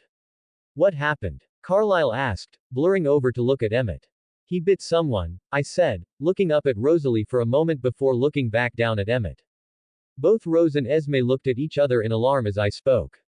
Is she dead? Carlisle asked, looking away from Emmett and back up at me. I slowly shook my head. No, I left her to bring Emmett here and away from her. I couldn't control myself, Carlisle. I couldn't control myself.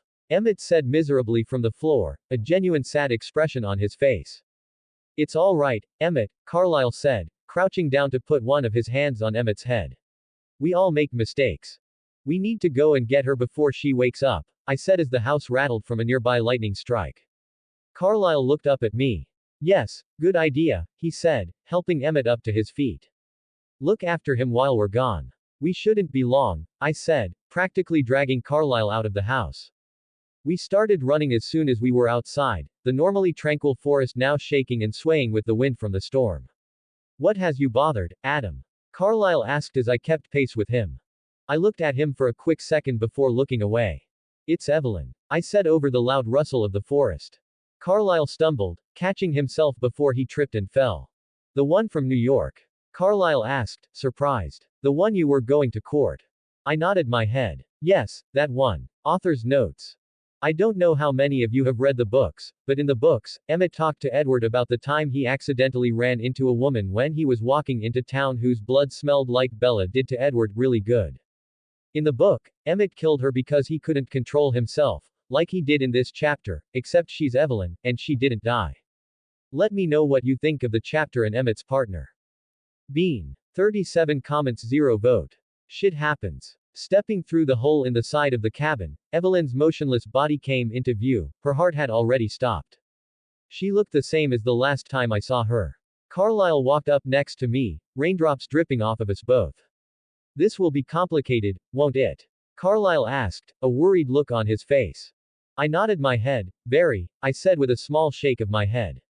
I don't have feelings for her anymore, but I can't say she won't still have feelings for me. Carlyle slowly nodded his head, true. But she might not. She left New York, remember. For all we know, she could care less about you nowadays. He said, before adding, Rose won't like this.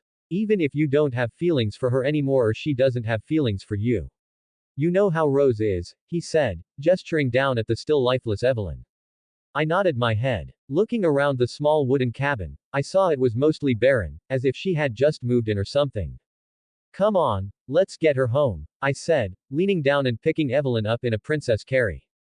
While I did so, Carlyle went around the room grabbing anything that looked important, throwing them all into a sack he had found. Clothes, books, jewelry, and other personal items like photos and what looked like her diary. Once he had grabbed everything, he took a burning piece of wood from the steel furnace placed by the kitchen. With the burning piece of wood in his hand, he placed it on her bed, making sure it caught fire before we left. Quickly running, the rain pelted us, stinging my skin. We made it home quickly where Rose and Esme met us by the door. Where are Emmett and Edward? I asked, walking to one of the couches where I laid Evelyn down. Edward is watching Emmett in the wine cellar, Esme said as she walked with me to the couch, making sure Emmett doesn't do anything stupid. Good, I said, stepping back to let Esme and Carlyle look Evelyn over. Looking behind me, I saw Rosalie standing there with a small crease in her brow. Walking over to her, I grabbed her hand, pulling her with me towards my room on the top floor. Closing my door behind us, I turned to Rose, who had a confused look on her face. What's wrong? Rose asked, worried. I let out a long sigh, looking down at my drenched clothes, before looking back up at Rose. I know her, I said slowly. Rose raised one of her brows, crossing her arms over her chest. Know her? Know her how? Rose asked, her voice carrying an undertone of danger. Pulling the wooden chair from my desk, I sat with a wet plop. Back when we were in New York, before me and you had met, I was planning to court her. She was a waitress at a diner I liked to go to, I said, watching as the small frown on Rose's face deepened. I didn't say anything else, waiting for Rose to respond. And? Rose asked dangerously. In nothing, I said. I had to leave for England to help Julius with some problems. By the time I got back to the States, she was gone, I said with a shrug as I pulled my wet shirt over my head, tired of being cold and wet. And did she like you? Rose asked, following me with her eyes as I grabbed a towel from my closet. I shrugged. Hell if I know, to be honest, I said, drying my hair and upper body with the towel. It was the first time I thought about getting into any kind of relationship with a woman in well over 5,000 years. I wasn't, and still am not, an expert in relationships. So she might or might not have had some. So she might still want to get into a relationship with you. Rose asked, the dangerous tone now cutting through the room like a knife. I let out a laugh. Maybe, but it doesn't matter if she does or doesn't. I'm not interested, I said, putting the towel over my shoulder as I walked towards Rose. Because all I want and need is you, I said, leaning down and giving Rose a kiss. She didn't stop or resist, but I could feel the tension in her. Leaning back, I looked down at her. What's wrong? I asked. She looked up at me, her brows still furrowed. Nothing's wrong, she said, dropping her hands down to her side. You wouldn't understand. I raised a brow. Try me. She let out a sigh. Adam, you are irresistible. There isn't a sane woman alive who wouldn't fall head over heels for you. That's just based on your looks alone. It's when they get to know you though, when they would fall in love. I raised a brow. What? I asked, confused. For someone as old as you are, you really are quite clueless, Rose said with a small grin. That should be a well-established fact by now, I said as Rose lightly pushed me away with a huff. What I'm trying to say, Adam, is there isn't a chance in hell she still doesn't want to get with you. She probably thought you were never going to return so moved on. But that's not to say she won't still have lingering feelings for you. I shrugged, so. It doesn't matter if she does, I'm not interested. She didn't say anything, glaring at me. I raised a brow. Do you not trust me? I asked. I do trust you, Adam, but there will always be that nagging voice in the back of my head that tells me there's a chance. I scoffed and shook my head. Rose, I have waited to be with you for thousands of years. Do you think I would throw it away as soon as someone from my past shows up? I asked. She let out a long sigh. No, she said angrily. Then squash that small voice, because I'm not going anywhere. Rose left shortly after, not as angry as before. She was now a Molotov cocktail instead of a nuclear bomb with a ticking timer. Taking off the rest of my wet clothes, I put on dry clothes, making my way downstairs. I found Carlisle, Esme, and Rose in one of the spare rooms. Standing by Evelyn's bedside, Carlisle looked up at me. He nicked her carotid artery. Other than that, I can't find anything wrong with her. I nodded my head. Let me know when she wakes up, I said, turning to leave the room, avoiding the glare from Rosalie as I did so. Leaving the room, I made my way downstairs to the wine cellar. Opening the large wooden door, I saw Emmett and Edward sitting at a small table with a single light hanging above them in the middle of the large room, completely surrounded by large barrels of wine, playing a game of gin rummy. Emmett shot to his feet when he saw me, while Edward continued to look down at his cards. How is she? Emmett asked. I closed the door behind me, walking towards their table slowly. She's fine, I said, giving him a small smile. A relieved smile spread across Emmett's face. Thank God. I thought I had killed her, Emmett said, plopping back down into his chair. Oh, you did kill her, I said, leaning on one of the barrels behind Edward. Emmett shot to his feet again. What? He shouted, looking completely devastated. You bit her, Emmett. What happens when vampires bite normal people? I asked.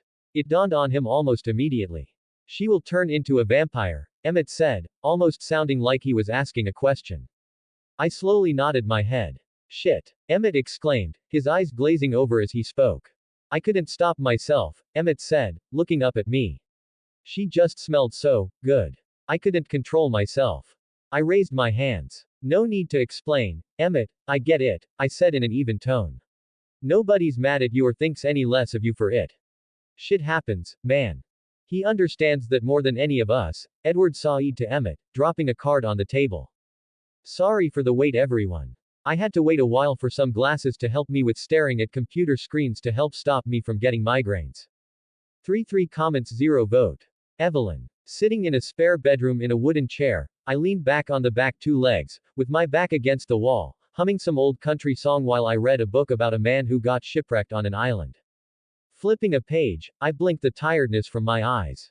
It had already been 7 hours since the incident, so she should be waking up soon. I saw her head turn from the periphery of my vision. Looking up, I dropped the front 2 legs of my chair to the ground while closing my book. She hadn't looked at me until I made a sound, her head whipping over to look at me. You, she said softly before the door to the room opened. I looked over, not surprised to see Rosalie stepping into the room. Love, Rose said sweetly, looking pointedly at me. Dear, I said with a cough, gesturing with my head to Evelyn, but she already knew she was awake. Turning her head, Rose looked down at Evelyn, an emotionless mask on her face. So, you're Evelyn, Rose said, sounding unimpressed. Ah, Evelyn said, slowly sitting up as Rose walked backward to me, taking a seat on my left leg while putting a hand around my neck. Putting it on a bit thick, don't you think? I asked, barely above a whisper. She looked down at me with a raised brow. Letting out a short sigh, I turned back to Evelyn. I bet you're confused. I asked. You could say that, she said, looking around the room, then at me. What the hell is happening, and why can I hear your heartbeat so well from all the way over here? Opening my mouth to respond, I was cut off by Rose. You're a vampire, Rose said plainly. A member of our family lost control around you and bit you, turning you into what you now are. I looked up at Rosalie, who ignored me, then back to Evelyn. I couldn't have said it any better, I said with a sheepish smile on my face. Evelyn's eyes widened as she looked at Rose, putting a hand to her neck, feeling for a pulse she wouldn't find. Her eyes widened even more when she didn't find anything. Yeah, weird feeling, isn't it? Rose asked, a small smile on her face that I recognized as her evil smirk. Evelyn's eyes shot to Rosalie, her eyes looking at Rosalie's chest. And you're one too? Evelyn asked. I nodded my head. Yes, she's also a vampire, I said. That's when Evelyn seemed to see how Rose was seated, one of her brows twitching slightly, before she looked at me. But you, what are you? I can hear your heart. She asked, venom filling her mouth as she listened to my heart. I chuckled, for the most part, I'm just your average Joe human, I said, expecting her next question. For the most part, Evelyn asked. He's also Adam, the first man, Rose said in her dry tone of voice. The room went quiet. Adam, the first man? Evelyn asked, confused. Yeah, first man created by God in the Garden of Eden. Killed his first son Cain when he saw him kill his younger brother, Rose said. Evelyn's eyes darted to me, clearly confused and frightened. It sounds more impressive than it actually is, I said with a chuckle, ignoring the tight bone-crushing squeeze Rose gave me for that comment. Evelyn let out a short bark of laughter. I've lost my mind and am in some sort of fever dream. Both Rose and I looked at each other, then back at Evelyn. No, you haven't lost your mind, I said with a small smile. Evelyn tossed off her sheets, throwing her feet over the side. Bullshit, Evelyn said angrily. Vampires don't exist, she said, standing to her feet. I would be careful if I were you. You're no longer human and are much stronger and faster than you used to be, I said, watching as Evelyn went to take a step, but as she stepped forward, she blurred headfirst through the thick oak door to the room, sending splinters and chunks of wood flying into the short hallway as she collided with the hallway wall with a thud. Rosalie let out a short, quiet chuckle as we watched Evelyn pick herself up from the ground, rubbing her forehead. Are you all right, dear? Esme asked as she and Carlyle blurred into the hallway with concerned expressions on their faces. Evelyn snapped her head in their direction, her eyes wide in shock. You're, Evelyn stammered. Vampires, yes, Carlyle said with a warm smile. Is everything all right? The distant voice of Emmett said. I quickly stood, holding Rose by the hips so as not to drop her to the floor. Setting her down, I quickly made my way to the door, unsure how Emmett would react to Evelyn now, Rosalie hot on my heels. Peeking my head out of the door, I watched as Edward and Emmett both made their way down the hallway towards us. Both Carlyle and Esme turned to look at them as they approached, revealing Evelyn to Emmett, who stopped dead in his tracks when he saw her. His mouth fell slightly open as he looked at her. Turning my head, I saw Evelyn had also stopped moving, her eyes locked onto Emmett. Well, this is awkward, I said, breaking the tension-filled air with my words, masking my happiness with a blank expression. They clearly had some sort of weird chemistry going on between them, which hopefully meant I wouldn't need to worry about Emmett for much longer, and Rosalie wouldn't have to worry about Evelyn. Both Emmett and Evelyn blinked a few times, confused and startled expressions on their faces. Evelyn, let me introduce everyone, I said, stepping into the hallway. These two are Carlyle and Esme, the leaders of this coven, I said, gesturing at the two who were standing beside her. And those two are Emmett and Edward. Edward is one of my descendants, while Emmett is the one that bit you, I said, putting my hands on my hips with a small smile. Evelyn's head whipped over to Emmett, her brows furrowed. Oh really? She said in a cold tone. There is time enough to get into that later, Esme said, stepping in front of Evelyn. For now, let's take you to your new room where we have some of your clothes ready for you, Esme said, gently guiding Evelyn down the hallway. 44 comments 0 vote. Viva Las Vegas. Miserable. That was the best way I would describe the atmosphere in the house for the next 3 weeks after Evelyn's arrival. It was like a Cold War, with both Rosalie and Evelyn barely hiding their dislike for each other.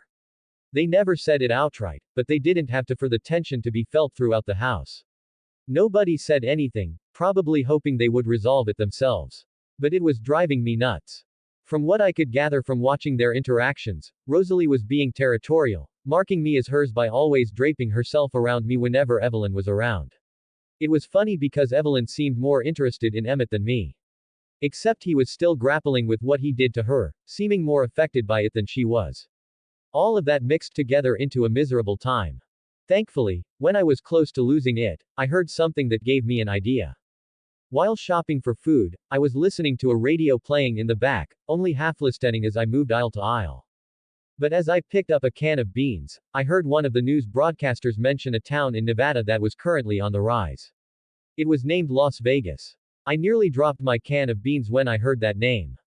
It had always been a dream of mine to own a casino, with the movie, Casino, from my past life being one of my favorites. I had thought about building one long ago back in Rome, but back then I had my hands full with gringotts and never got around to doing it. To say Rosalie wasn't impressed by the idea would be an understatement. She was okay with the idea of leaving the Cullens for a little while everything calmed down, but wasn't sold on the idea of moving to the middle of a desert. It took another week for her to finally have enough and agree. Which was good, because I had already called Julius and had him start the construction of a Gringotts bank in Las Vegas, as well as buy me and Rosalie a temporary home while my casino was built. Everyone was fine with our departure, understanding we needed time away from the family to grow closer, while also giving Emmett and Evelyn the space they needed to foster their relationship. They all knew we would come back to them eventually. We only took the essentials, which were pretty much only our clothes and a few other things, leaving everything else with Carlisle and Esme. It took us 4 days to reach Las Vegas, with me driving during the day and Rosalie driving at night while I slept in the passenger seat. We reached the city close to midnight on a Friday, the perfect day and time to see the nightlife of the city. Thousands of people walked the sidewalks, casinos and bars lining the road with bright flashing signs above them, letting the outside world know what was inside. My imagination was exploding with ideas of what could be done here. Our new home was just outside the city, a simple 3-bedroom home in one of the few cul-de-sacs around the city. It was where all the lawyers and doctors lived. The house was empty, but I knew it wouldn't stay that way for long, which it didn't. Rosalie started nesting the next day after she planned how she would furnish the house all through the night while I slept on the floor of our room. She planned to leave and go shopping while I planned to find the perfect place for my casino. To go out, Rosalie wore a long-sleeve white woolen shirt with a pair of pants, which was something growing in popularity with women, called cigarette pants, which really emphasized her feminine curves in all the right ways. They were a tan color that reached her ankles, and she wore a headscarf with intricate patterns and a pair of large sunglasses to finish it all off. While I simply wore blue jeans and an old short-sleeve button-up shirt. She took the car, while I took a cab to a dealership to buy myself a car of my own. I didn't even think, picking the first car I saw, which just so happened to be the 1939 Graham Model 97 supercharged convertible. I must have shocked the salesman that approached me when I pointed at the car and handed him a check, because he was more than happy not to ask any questions. Now with a car, I started driving, looking for somewhere I could have my casino built. It was actually a lot simpler than I thought. Just outside of the city was nothing but open space. I decided on an area just outside of the city where a lot of other construction was happening, with other companies coming in and expanding the city. I didn't waste time, having 1,000 acres bought. For the next 3 months, I worked with some of the best architects in America and the world on what was going to be the biggest casino ever built. Of course, it was just my first casino, knowing later on it would be demolished and rebuilt newer and even bigger. That's why I bought so much land. When discussing it with Julius, I decided to keep the Gringotts name out of anything to do with it, deciding enough was owned by the bank, me, and that the casino would be its own enterprise. In reality, it was because I knew what this city would one day become, and I didn't want the mob to be afraid when they came to me and tried to push me around to sell the casino. What can I say? I still like to have a little fun in my old age. I decided to name the casino, Eden. I thought it was pretty funny, but Rosalie thought I was just asking to get in trouble with the church. But hey, one day this city would be known as the City of Sin, so I wasn't too worried about it. The casino was going to be an ambitious project for what I wanted. It was going to be 20 stories high, with approximately 1,000 guest rooms, each designed with nature-inspired decor, featuring views of gardens or cityscapes. The casino would be on the very bottom ground floor, filled with gaming tables and slot machines, surrounded by indoor gardens and vibrant floral arrangements. Multiple restaurants and cafes with outdoor terraces overlooking garden spaces, serving a variety of cuisines. A large auditorium or theater for live performances. And a rooftop terrace with a garden, complete with walking paths, seating areas, and possibly an outdoor bar, providing sweeping views of the city and surrounding mountains. The interiors could even feature Art Deco elements blended with natural themes, including sculptures of mythical figures, leafy patterns, and bright, vivid colors. I was even thinking of including a spa and large outdoor and indoor swimming pools. The best part was mine and Rose's suite room on the top floor. I gave her free rein to do as she wished, designing it however she wanted with my checkbook. I didn't know it was so easy to spend $3 million. She sure showed me. All of this was going to run me about $50 million to build, not including mine and Rose's suite. I wrote the checks with a smile. Me, because the casino was going to be built, and Rose, because she got to design our Soontobe home with whatever she wanted. During all of this, Rose and I went on weekly dates and the occasional casino adventure. It wasn't our fault we had already been kicked out of 2 of them. I swear we weren't counting cards. At least I wasn't. Rose says she wasn't, but I have my doubts. It took a year for Eden to be built, all the while Las Vegas only grew bigger. Partly because of Eden, while also because of the Gringotts Bank. Even though it was only a branch of the main New York bank, it still brought businesses in like flies to a pile of trash. I had convinced Julius to have this one built large. Not as large as the one in New York, but nothing to sneeze at either. It was going to be an above-ground bank, so it didn't take too long to build, quickly opening its doors 8 months after construction had started. The day before the grand opening of Eden, Rose and I stood on the rooftop, staring out at the city. We were on our own little dinner date before the grand opening, wearing fancy clothes and all. It was a moonless night, but with all the lights coming from the city, everything was well lit. Leaning my back against the waist-high glass protective wall surrounding the whole roof, I gave Rosalie a small smile, trying not to seem as nervous as I felt. The black bow tie around my neck seemed tighter than usual, causing me to tug at it a few times to no effect. She was wearing a gorgeous tight black dress, with her hair done up in a style apparently called Hollywood curls. She was absolutely stunning. Thank you, Rose, I said, looking into her light yellow eyes. She gave me a small smile. For what? She asked. For coming with me, letting me build this place, and staying with me, I said, putting my hands in my pants pockets, trying, and failing, to stay calm. I couldn't have done it without you, I said, the nervous smile never leaving my lips. Rose let out a short, I highly doubt that. You practically did everything yourself. All I did was design our suite. I chuckled, you did much more than that. You gave me the strength to believe in this crazy dream, and every time I felt like I was about to rip some city official's head off, you were there to keep me grounded. I looked out over the shimmering cityscape, taking in the vibrant life that pulsed below us. And look at it now, I added, gesturing out to the view, a city that's growing beyond what anyone could have imagined, and we're right at the heart of it. Rose turned her gaze from the city lights back to me, her expression softening. I suppose you're right, she admitted with a playful glint in her eyes. But what now? Now that we've got the casino, what's next on your grand adventure list? She asked with a small grin. I coughed, play it cool, man. Play it cool, I thought on repeat, pushing myself off the glass barrier. Well, now that you mentioned it, I said, walking to stand in front of her. I think I have an idea, I said, reaching into my pocket to take out a small black box. Taking a knee, I looked up at her, her eyes shimmering. Will you make me the happiest man to ever live, and marry me? Rose looked as if she was ready to cry as she said, yes, her voice thick with emotion as I stood, taking the ring from the box, and placing it on her finger. The ring wasn't anything special, just your average solitaire diamond on a gold band. I felt like anything crazy wouldn't work, so I decided on something timeless yet elegant, like my rose. 30 comments 0 vote. Wedding surprise. Are you ready for this? Edward asked, standing next to me as I checked myself over in the large mirror in the dressing room of the chapel. Aligning my necktie, I looked at Edward in the mirror. Yeah, I'm ready, I said, swallowing the butterflies I could feel flying around my stomach. It's the day you've been waiting for, well, for as long as I've known you, Julius said, walking to my left side and handing me a flute of champagne.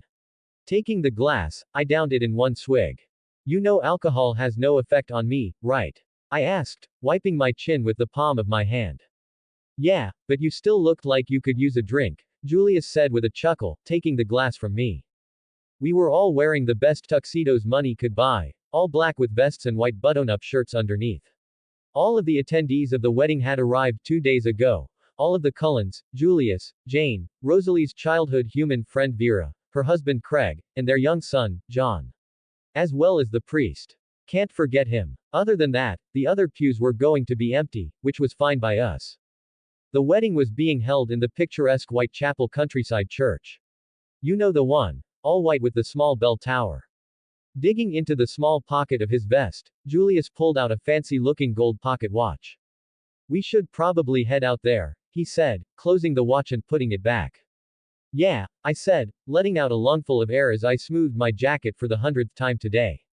Nodding my head, we turned and left the dressing room. Walking into the main church area, I looked at all the faces that filled the room as I made my way up to the front. Standing to the left side of the altar were the bridesmaids, consisting of Rose's friend Vera, Jane, and Evelyn, all wearing matching colored dresses. Standing on the other side where I was going to stand was Emmett, who was watching me, Julius, and Edward approach. When they had arrived the other day, Jane and I were happy to find out that Emmett and Evelyn were in a relationship together, so the tension that had once surrounded us was gone.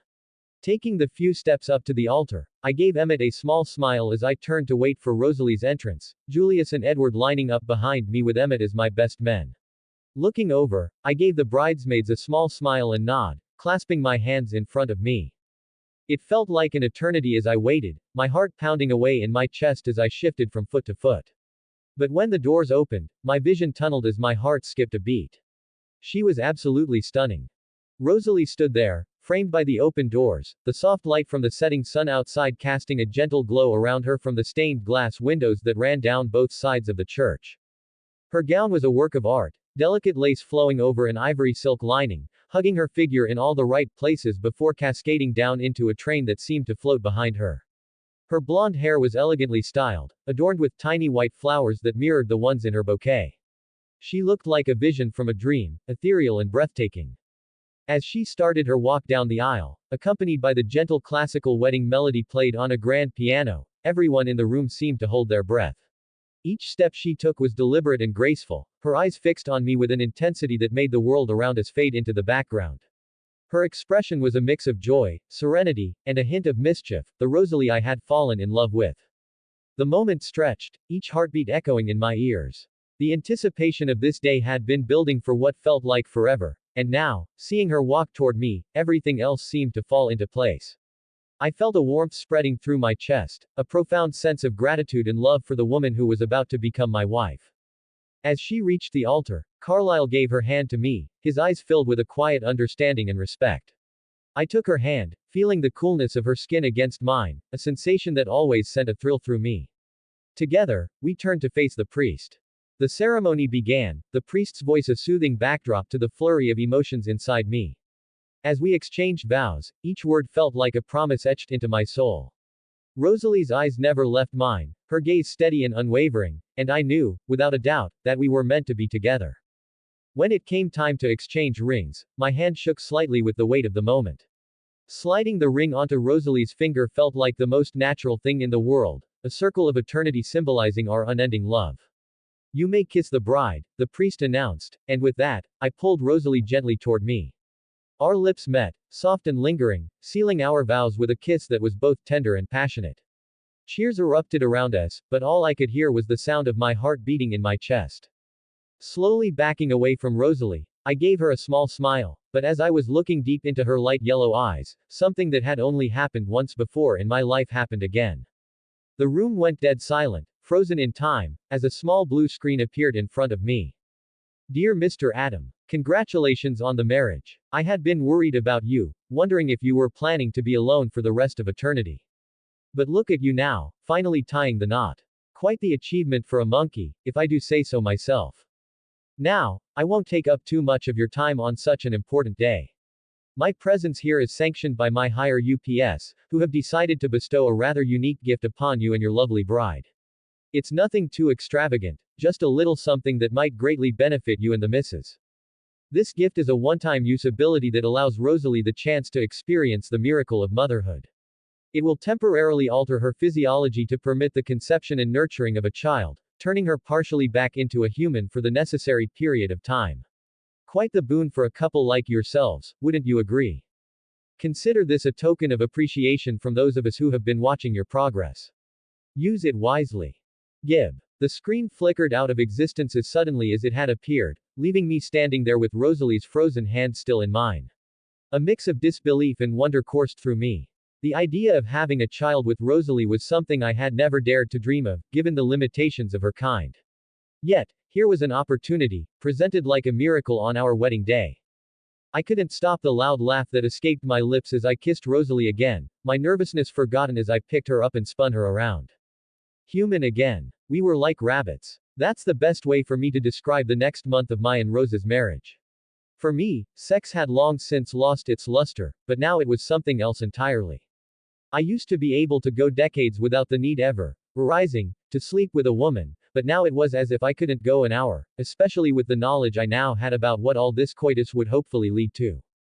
It was a month to the day we had gotten married when something absolutely fantastic happened. We were in our suite at the top of Eden. Adam, wake up. Rosalie's startled voice said, waking me from my sleep. Lifting my head from my pillow, I turned to look at her. She was sitting up in bed, staring down at me with wide eyes. What is it? I asked, turning to my side to look up at her more easily. To think something's wrong, she said, looking down at herself then at me. What? I asked, pushing myself up into a sitting position. I think I might have fallen asleep. Rosalie said, looking up at me with wide eyes filled with a mixture of shock and surprise. You fell asleep? I asked, also surprised, wondering if this was the start of it. I was lying with you like I always do, reading a book, then I fell asleep. She said before she stopped completely, her eyes growing wide as she slowly lifted her hands to her chest. Adam, Rosalie said in a whisper, moving her hand around the left side of her chest. That's when I heard it, another heartbeat. My eyes widened as I moved my hand to her neck, feeling her now soft and warm skin under my hand, as well as the faint beat of her heart. I don't think my next words helped the situation much. Oh fuck, I said, unable to stop my mouth from forming the words. An hour later and now very much awake, I held the receiver to my ear as I talked to Carlisle. Even though I knew what was happening, I couldn't just act like I did, so I decided to act just as confused and bewildered as Rosalie, who was currently sitting in the kitchen devouring a large breakfast I had brought up to the room. Carlisle picked up a few moments after I was transferred by an operator.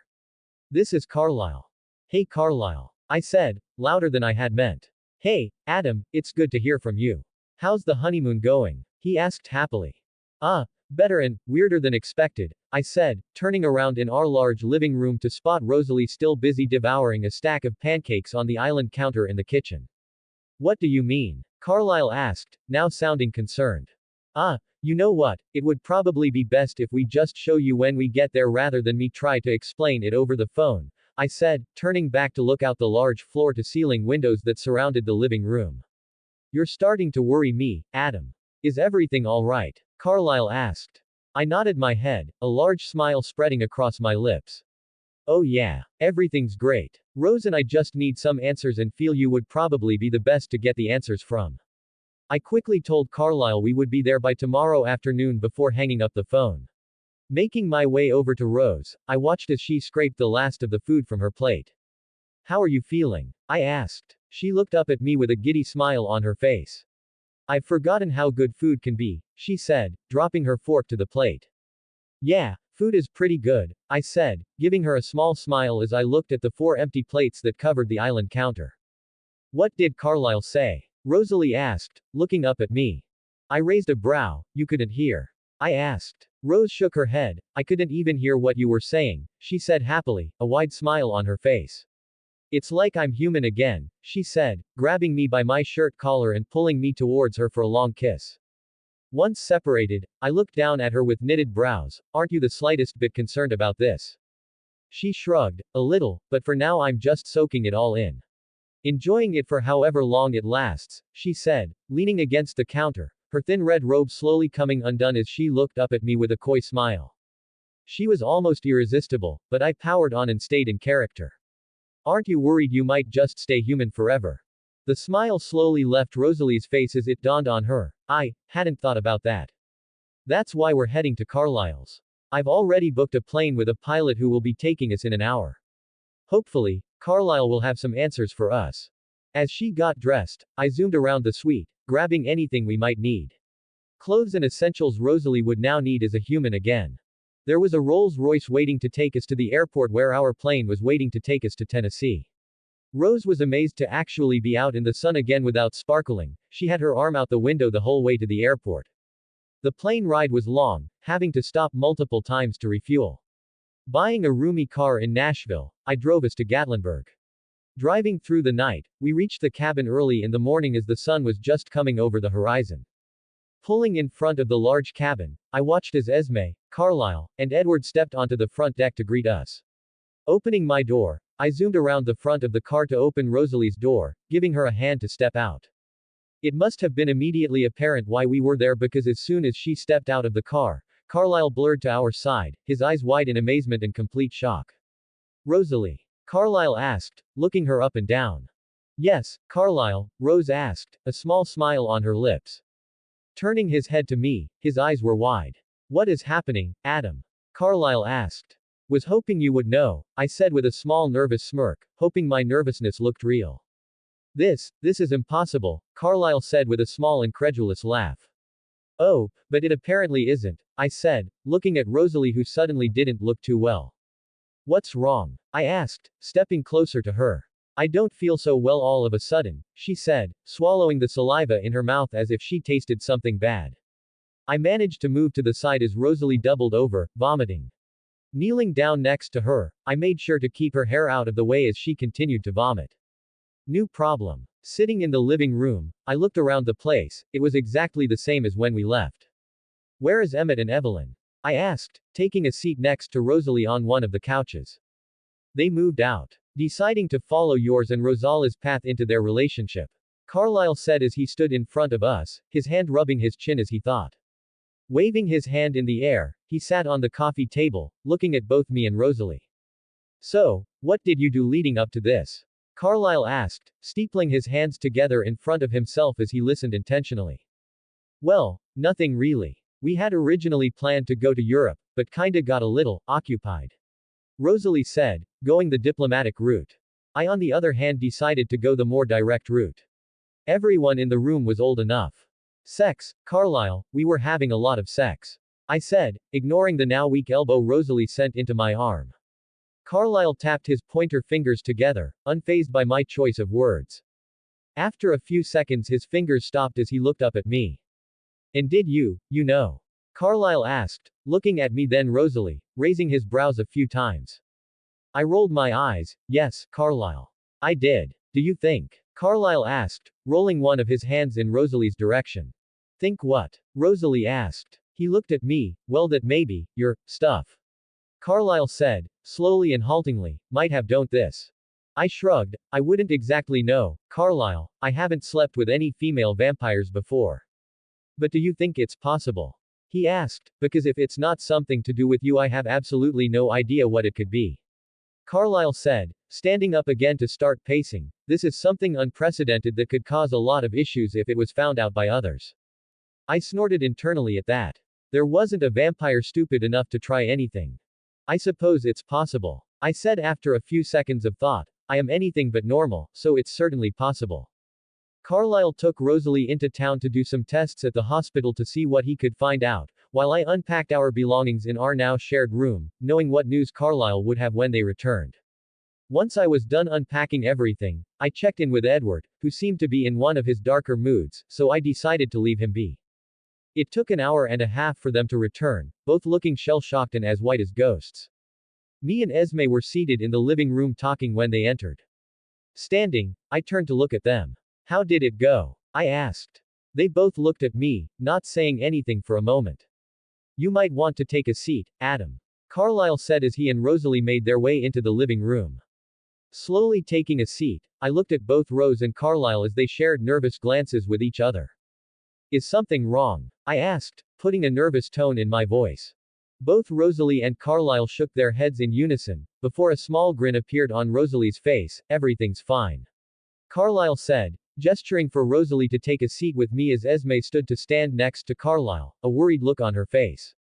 Carlisle gave her a small smile as they clasped hands. It's actually some good news.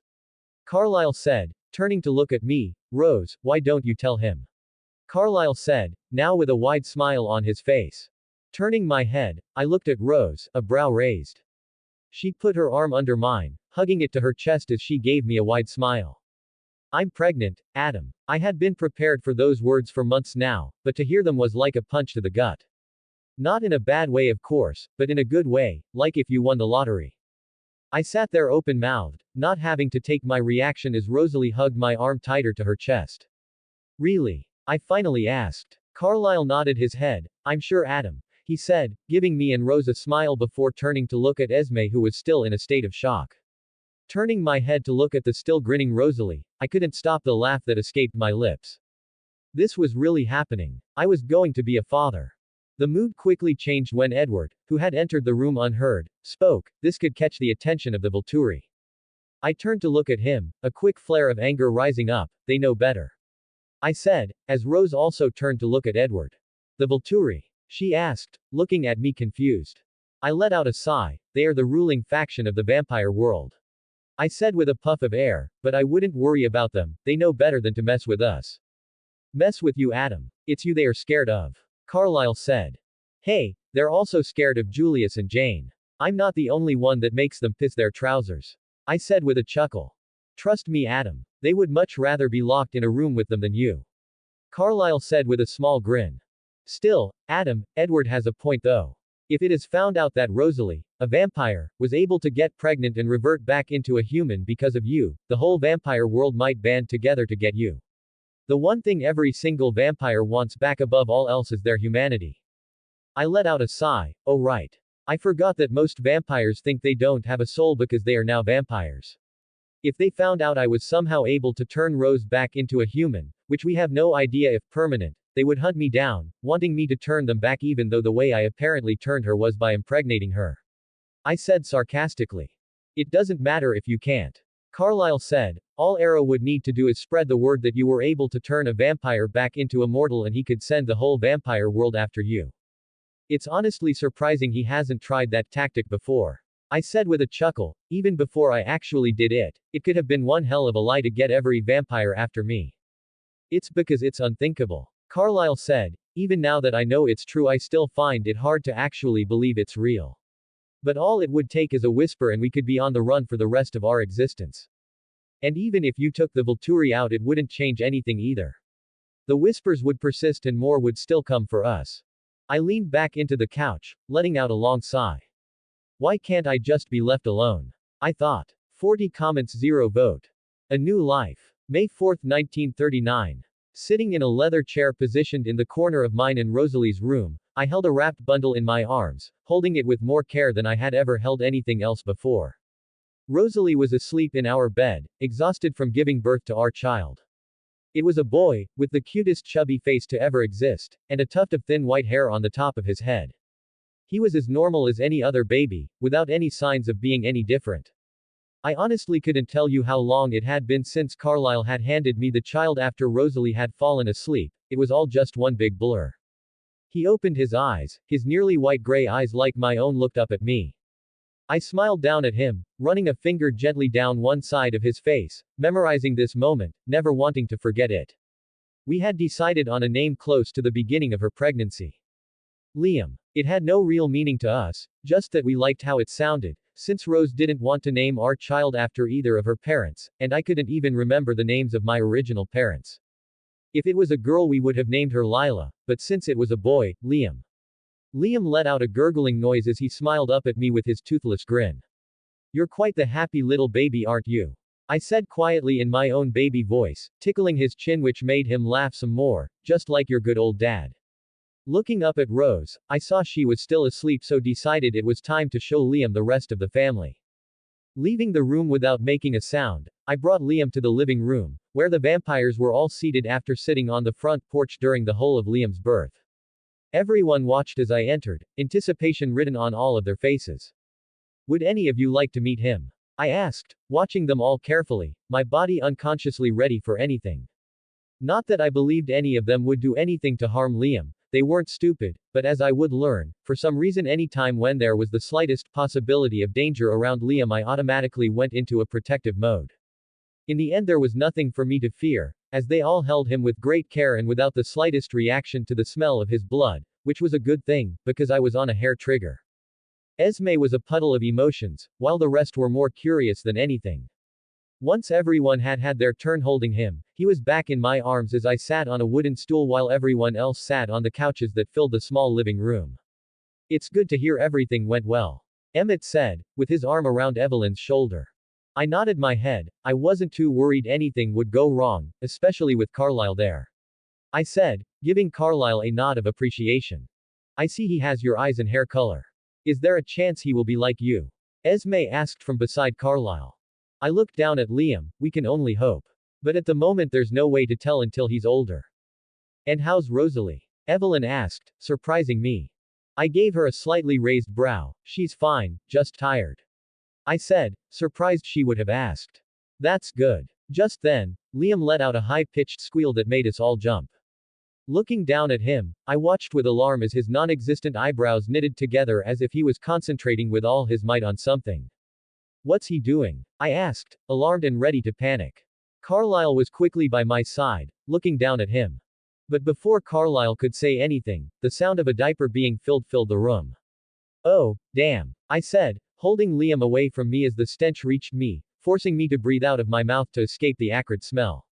As soon as he finished his business, Liam let out a giggle. Turning him to face me eye to eye, I couldn't stop the laugh that escaped my mouth. Yup, you're definitely my son, I said, making everyone in the room chuckle. After quickly learning how to change a diaper, we went back into the living room, Esme holding Liam while I drank a cup of coffee. Only managing 2 sips of my coffee, we all turned at the sound of my and Rosalie's room door opening.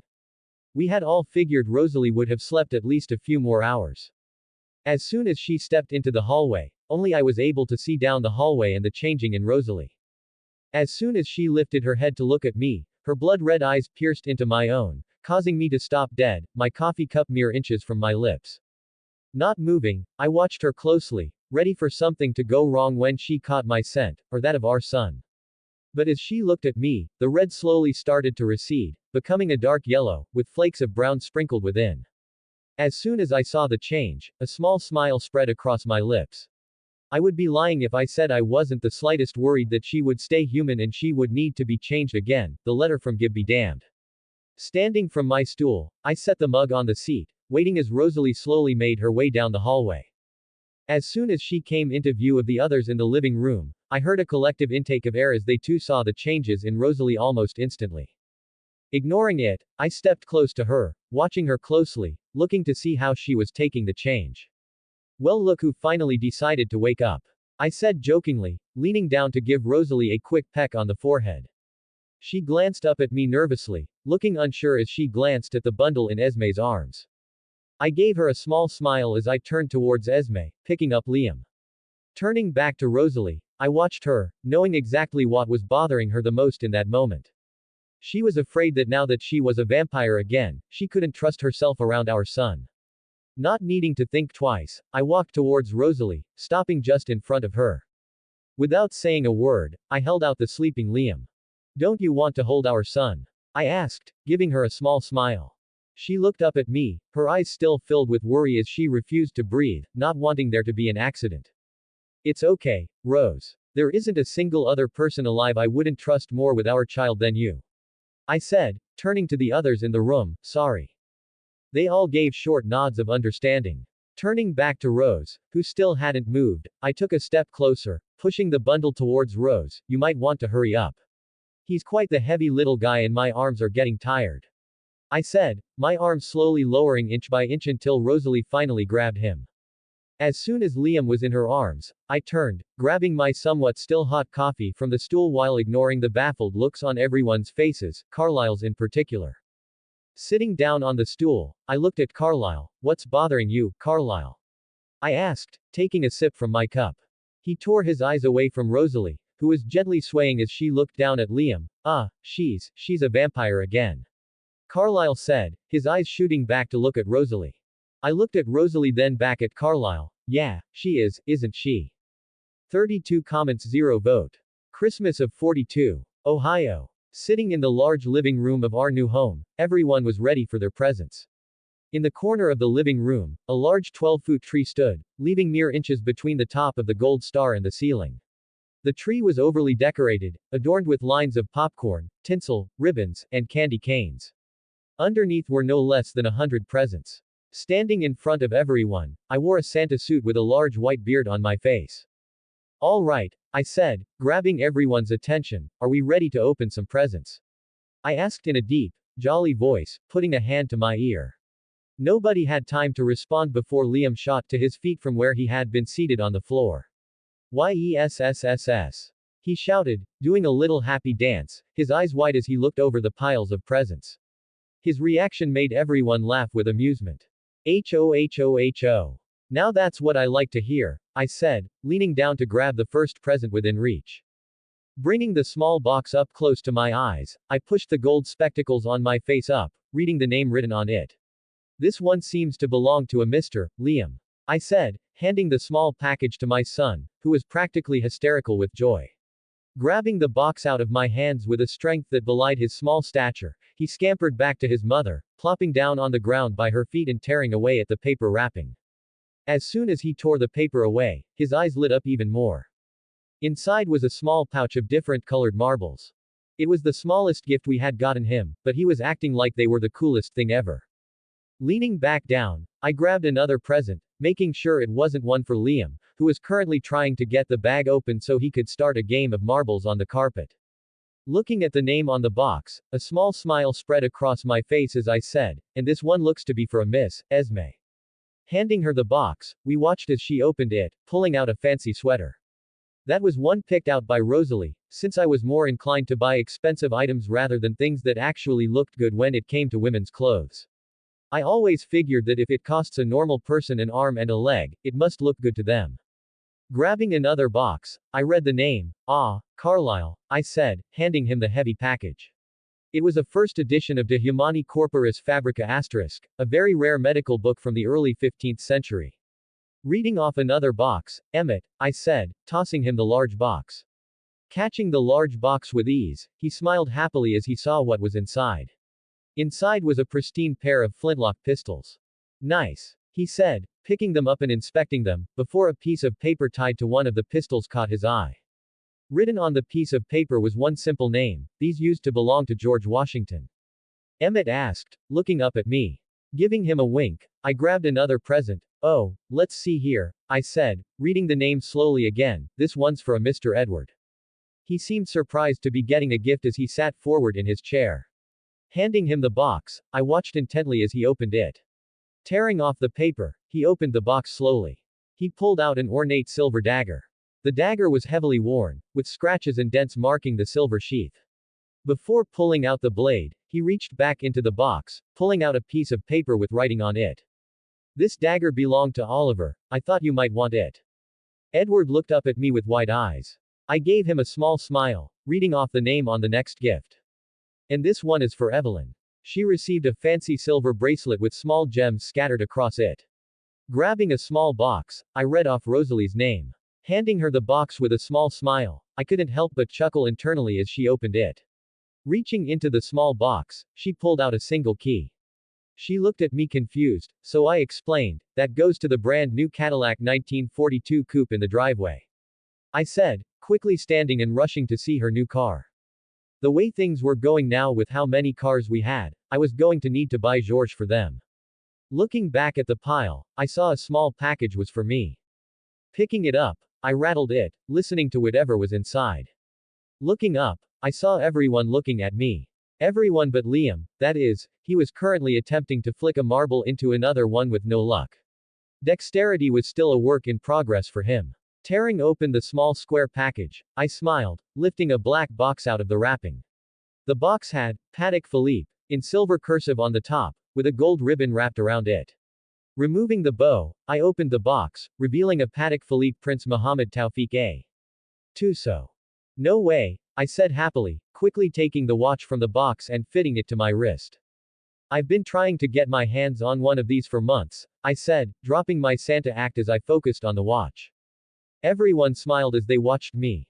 It definitely wasn't easy to Emmett started, but was quickly silenced by Evelyn, who gave him a stare. Letting out a chuckle at their act, I started handing out the rest of the gifts.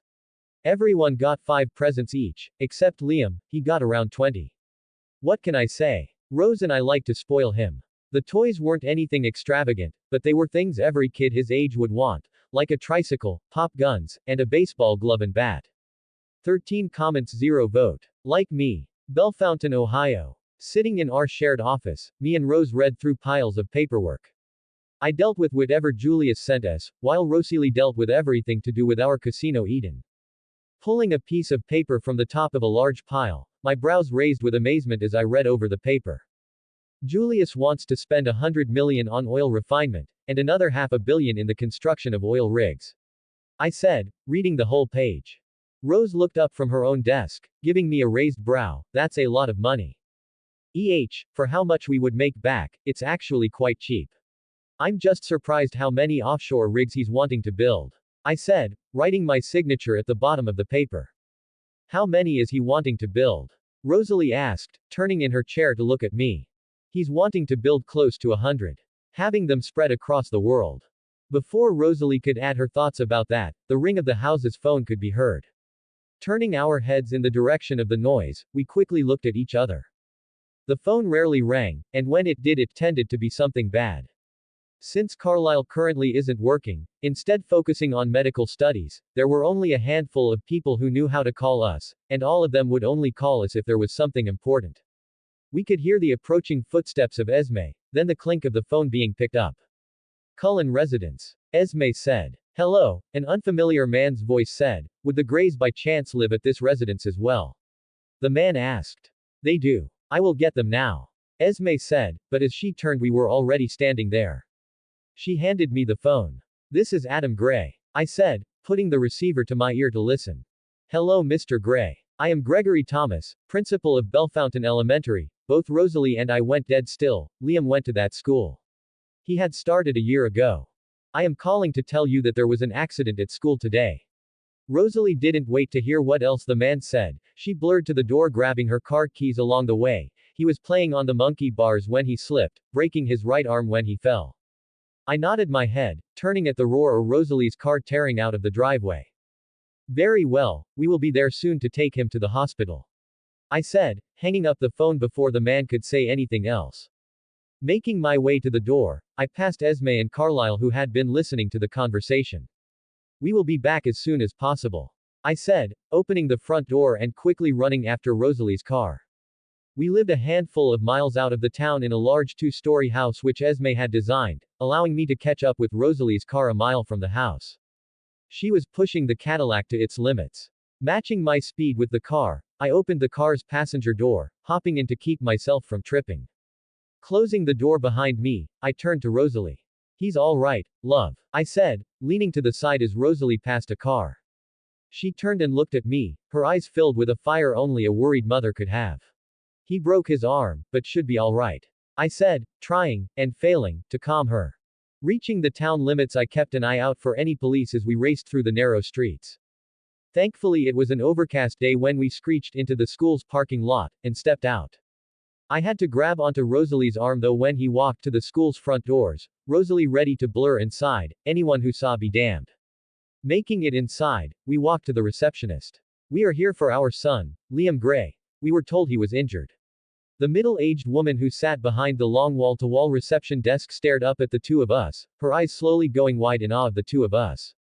Miss, I said, breaking her from her staring, causing her to jump slightly in her chair. Ooh yes, sorry, she said with a small chuckle, let me take you to the nurse's office. The woman said, quickly standing nervously.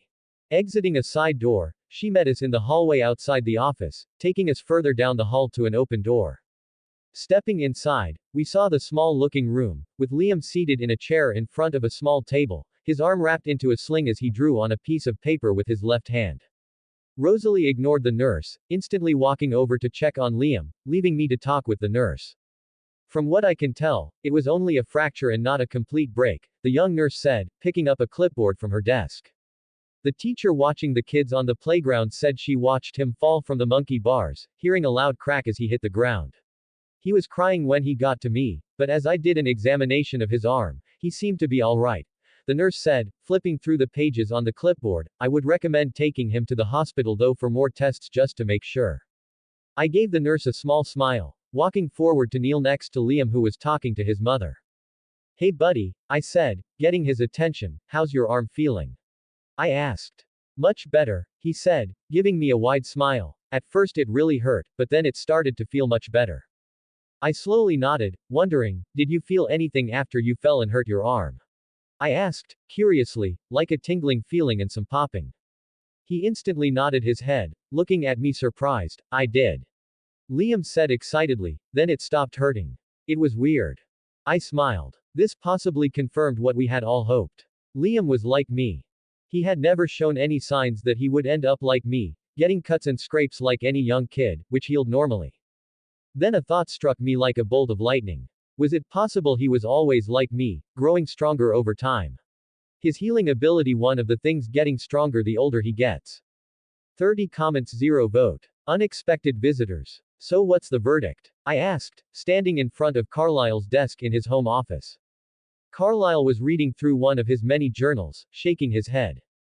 Standing next to me was Rosalie, a pensive look on her face. She wasn't happy about the tests Carlyle had to do on Liam to find out if he was actually like me. Thankfully, the combined efforts of Carlyle and me managed to sway her just enough for her to agree. These tests weren't anything insane, like cutting off a couple of his fingers and seeing if they would grow back. No, these were simple tests. Carlyle started by testing Liam's reflexes, which he passed, showing a higher level of reflex than a normal kid his age. After that, it was muscle mass, which was at a normal amount for a kid his size and age. But even though he had a normal amount, he could lift more than the average kid, managing to lift 30 pounds easily. The real breakthrough happened by accident when Liam scraped his knee while playing outside under Carlyle's supervision for just that moment. He saw firsthand as the scrape healed itself within a minute. It's just as you had thought, Carlyle said, looking up at me and Rose. There's no doubt he shares some of the same abilities as Adam. I smiled, looking over at Rose. Do you know what that means? I asked. She smiled back at me, the tension she had been trying to hide finally relaxing as she nodded her head. He won't need to be changed.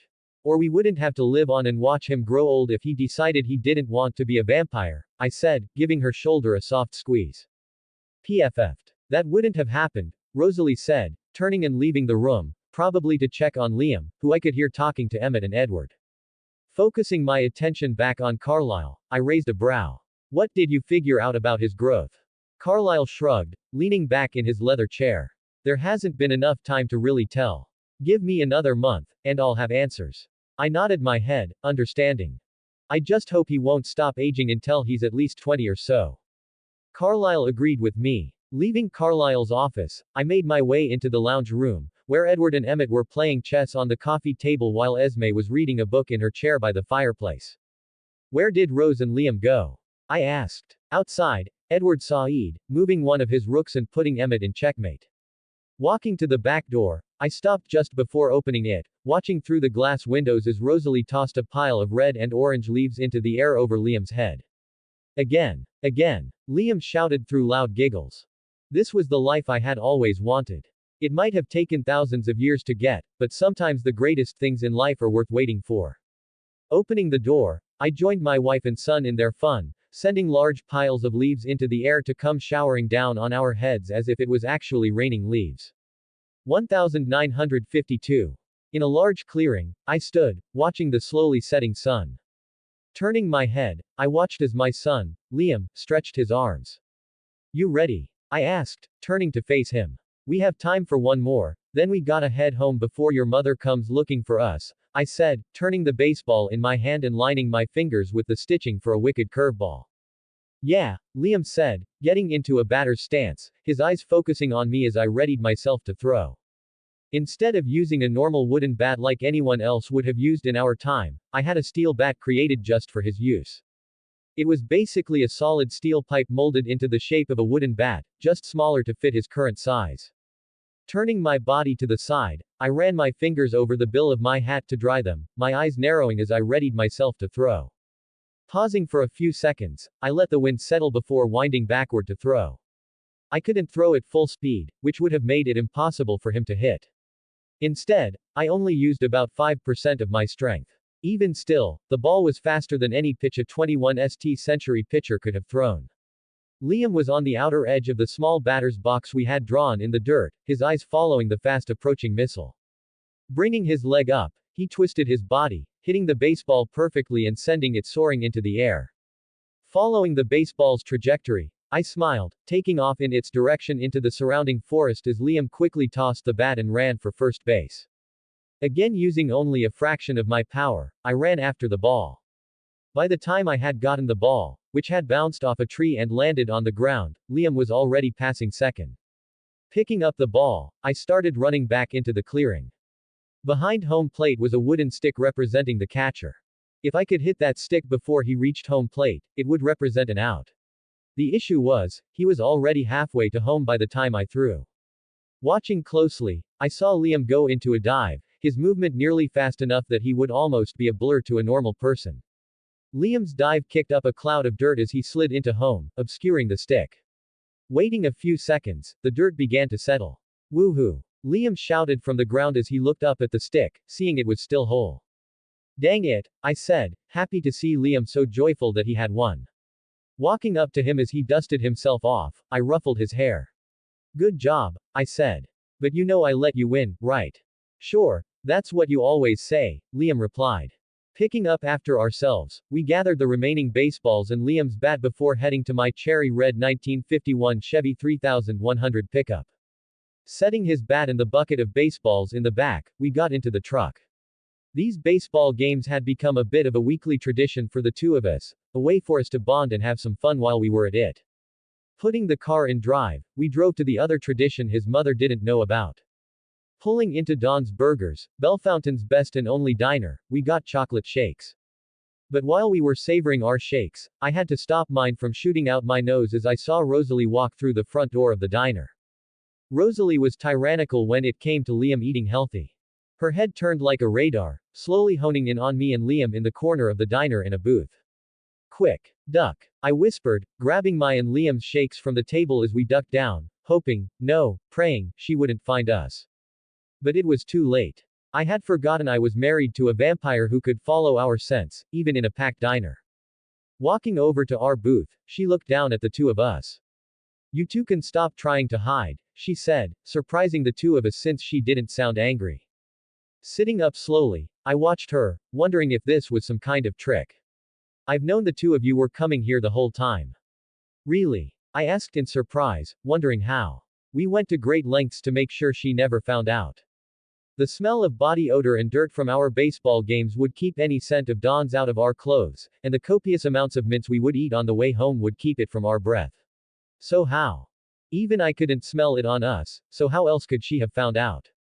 A couple of weeks after the two of you started this whole, guys, day, I passed Don's when I was going shopping. Your truck isn't exactly inconspicuous, and the two of you always sit in the same spot by the window where it's easy to see you. The only two people with bright snow-white hair. Liam and I looked at each other in unison before looking back at Rosalie. And you're not mad? I asked, confused. She put a hand on her hip, giving me a look. No, I'm not mad. It's not like you're sneaking him shakes every day, she said, looking up and out the large window we were seated next to. Anyway, I'm not here to berate the two of you. Carlisle sent me. It would seem we had some unexpected visitors, and he wants you there. 45 comments 0 vote. Visitors. Visitors? I asked curious. Rosalie nodded her head, her golden hair tied up in a ponytail, a rather strange look for this era, but she didn't care, she liked the convenience of it, especially since she was known to work on cars and get her hands dirty. Why do your hair all pretty when you're just going to get dirty anyway? Two of our kind. Rosalie said, almost slipping and saying vampire, they showed up out of nowhere. They say they want to join our group. Carlisle wants your input before we vote. I slowly nodded, alarm bells ringing in my head. Two vampires. It must be them, I thought, looking over at Liam, who was currently trying to drink the last of his shake. We aren't bringing him home. Not until we know for sure these new faces aren't a threat. Agreed. Rosalie said with a small smile, I'm going to take him for a drive while you go home. Liam's head shot up from his shake, the straw dropping from his mouth, making a clink sound as he looked at his mother. Really? Liam asked excitedly, which car are we taking? He asked, seeming to have not heard what me and Rose had been talking about beforehand. Your favorite. Rose said, pointing out the window we sat by at a bright red modified Jaguar XK120 parked just outside the diner. It was the fastest production car in the market when I bought it for Rose. An anniversary present. Since I had given it to her, she had made a number of alterations to it. She had taken out the engine completely, doing whatever she does, making it go faster than I thought possible. Liam's eyes grew wide as he saw the car, scrambling to get out of the booth. It wasn't every day Rose took her favorite car out of storage to be driven. Not waiting for us, Liam passed Rose and ran for the door, using his reflexes to dodge other patrons as he made his way out.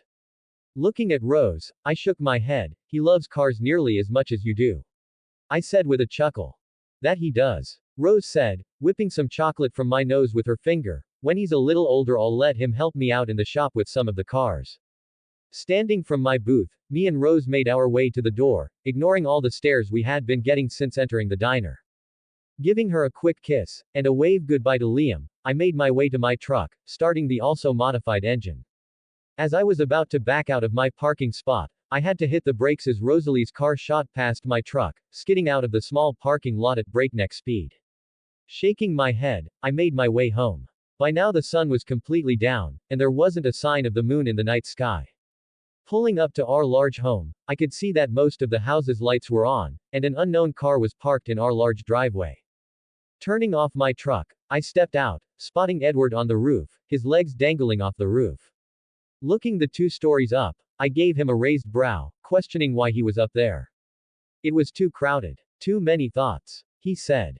Looking around, I figured everyone inside could wait. It was good to check in with Edward every now and then. Using very little effort, I jumped up, reaching the roof with ease. Landing close to the edge, I took a seat on the edge of the roof next to Edward. I had a feeling it had nothing to do with it being crowded inside with too many thoughts. 1. He wasn't far enough away to not hear their thoughts, and 2nd, Edward could walk through a crowd of people who were doing nothing but thinking and be perfectly fine. It must have to do with what he saw in one of our visitors' visions. Letting out a long sigh, I stretched my back. Sitting forward, I looked at Edward, who was looking out at the farm fields that surrounded our home. What's on your mind, kid? I asked. A small smirk came to Edward's face. Why do you still call me kid? I'm almost 60 years old. I chuckled. That's exactly why. I said, giving Edward's shoulder a fist bump. Oh right. I tend to forget you are what? Half a century away from 6,000 years old. I nodded my head, nearly there. The big 6,000. I said, now shaking my head wondering where the time had gone. Sitting in silence for a few more seconds, Edward spoke. How did you do it? How did you make it through all those years? I shrugged, didn't get attached. Found things that interested me. A lot of things. Why do you ask? Just can't imagine living that long. I laughed. Yeah well, neither can I sometimes. I said, but was interrupted before I could continue. Below us, the front door opened and Emmett walked out. He looked around confused. Up here, Emmett. I said, drawing his attention to us. Turning to face us, a playful smile came to his lips as he looked up at us. Ah, there you are. We heard your truck pull in, but when you didn't come inside, Carlisle sent me after you. Just having a chat with my great Hauvermany grandson. I said. Yeah, well, Carlisle would like a word. Emmett said, walking back inside. Looking over at Edward, a smile came to my face. You gonna stay out here? I asked, getting to my feet. He nodded his head. Yeah, just a little longer. Dropping from the roof, I landed gracefully on the ground below, looking back up at Edward. Suit yourself. Walking to the front door, which was cracked open, I stepped inside. Walking through the short mudroom, I walked into the living room. Our living room was set up just like our other homes. Multiple couches aligned into an L shape. In the middle was a large wooden coffee table, and a fireplace took up the far wall from the couches. The room was filled with everyone. Esme and Carlisle stood with their backs to the fireplace, while Emmett and Evelyn sat on one side of the couch. But sitting on the other couch, sat 2 familiar faces. Alice and Jasper. The 2 of them straightened as they looked at me, confused looks on their faces. Ignoring them for the moment, I turned to face Carlisle and Esme. So, who are our guests? I asked, looking at Carlisle then Alice and Jasper. These 2 are Jasper and Alice. Carlisle said, Gesturing at each in turn, they came to join our coven. I lifted a brow in surprise. Really selling the mock surprise? Really? I asked, turning to look at the two, and how did you find us? I asked them. Alice smiled at me, her previous look of surprise nowhere in sight. Visions. I have visions of the future, she said, taking a quick glance at Jasper who was frozen in place before focusing back on me. When I decided to stop drinking human blood and animal blood instead, I started to get visions of this coven. I found all of you through landmarks from my visions. Well, everyone but you and someone else. That actually surprised me. Add a new ability to the list, why don't we? I thought, running the rest of her words over in my head. The other one she hadn't seen must be Liam. How? He's the one that stands out the most. Emmett asked through a snort. I shot him a wink. Don't be jealous. I don't know how. As far as I can tell, he's the first person who I've never seen in a version before meeting them since I was turned. It must be some ability he probably didn't know he had. Evelyn said from beside Emmett. From what I have heard, that's something that has happened before. Carlyle nodded his head, taking a step forward to stand next to me. That's true. Before meeting Edward, you never knew you had a power that blocked others from reading your mind. I nodded my head. There's a good chance that the ability that blocks mind readers from reading my thoughts also blocks others from reading my future. Everyone but Alice and Jasper nodded their heads in agreement. What are you? Jasper asked, speaking for the first time since I had entered the house. His voice was low, with a semi-thick southern accent. Turning to face him, I smirked. I'm a normal human, I said nonchalantly. Jasper furrowed his brows as Emmett and Evelyn snickered while Carlyle and Esme gave me disparaging looks of disapproval. I'm only joking, I said, straightening my back to stand at my full height as I puffed out my chest. The name is Adam. Progenitor to the human population, I said in my best superhero voice. All Might. Both Alice and Jasper looked at me with confused looks. As much as it seems like he isn't joking, Esme said lightly, looking down at Alice and Jasper with concern. They both looked at Esme, the disbelief still clear. I'm sure the both of you at least know the basics of the Bible, right? If so, you must at least remember what Adam looked like. Tall, snow-white hair, dashingly handsome, I said with a wide smile as I ran a hand through my hair. 37 comments, 0 vote. Welcome to the family. An hour later, sitting at our kitchen table, I picked up my coffee cup, taking a gulp of the rich coffee. Really? Alice asked excitedly. I nodded my head, setting the mug down. Yup. What was it like? Jasper asked, finally starting to open up and not looking at me like a tasty snack. I shrugged. Besides the cold, it wasn't too bad. Up there, you can see for miles, and even the curvature of the earth itself. Alice looked over at Jasper, a wide smile on her face as she clasped his hand. Wouldn't it be great to climb Mount Everest? She asked in her usual happy chipper voice. Jasper smiled, nodding his head in agreement. With you, absolutely, he said, his southern twang evident in his voice. Looking past the two of them, I saw Carlyle standing at the doorway to the kitchen, one of his brows raised. I nodded my head almost imperceptibly. Leaving the doorway, he disappeared into the house to a back room where I was listening to their conversation while talking to Alice and Jasper. Adam says yes, Carlyle said, softly closing the door behind himself. So we are all in agreement, Emmett said happily. Almost, Evelyn said, interrupting whatever Emmett was going to say next. Rosalie still hasn't voted yet. She told me before she left that she trusts Adam's judgment. Whatever he voted for will be the same for her. I couldn't help but smirk a little at that. We can't stay here anymore though, Esme said. I could hear as everyone in the room shifted to look at her. There are no more rooms. Now that we have agreed that they will be joining us, they will need their privacy. I heard a few grunts of understanding.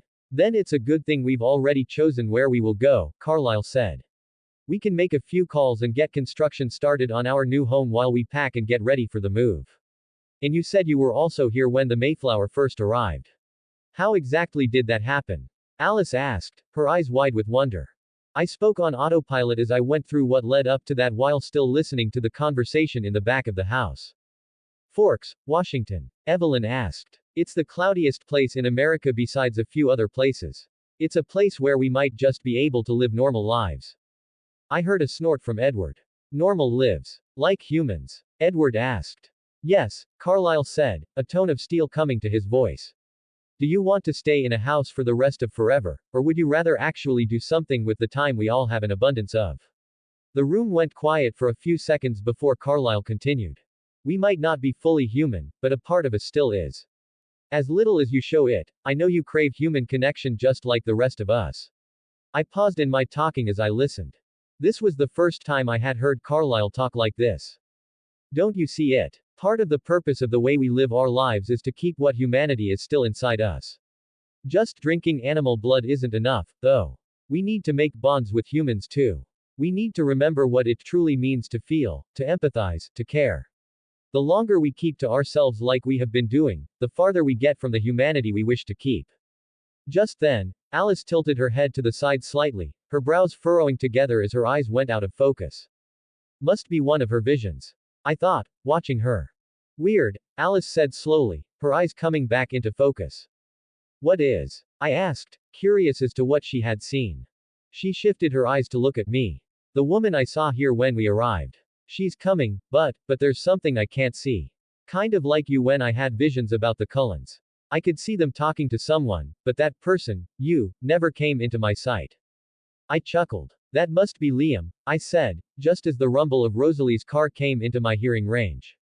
Liam? Alice asked, confused. Mine and Rosalie's son, I said, as if it was an everyday thing. You two had a son before she was turned? Alice asked. I shook my head in the negative. No. She was a vampire when he was conceived. But from that point on, she reverted back into a human during her pregnancy with him. I sometimes forget stuff like that wasn't quite believable. Alice and Jasper both looked at me as if I had grown two heads. I know how it sounds, I said, a coy smile coming to my face, but it's true. We believe it has something to do with who I am, I said, waving a hand through the air.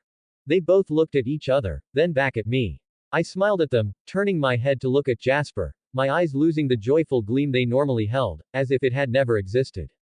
Before they get here, though, there's something I should warn the two of you about, I said, the smile on my face slowly dropping until I became only a vestige of the joyful person they had met.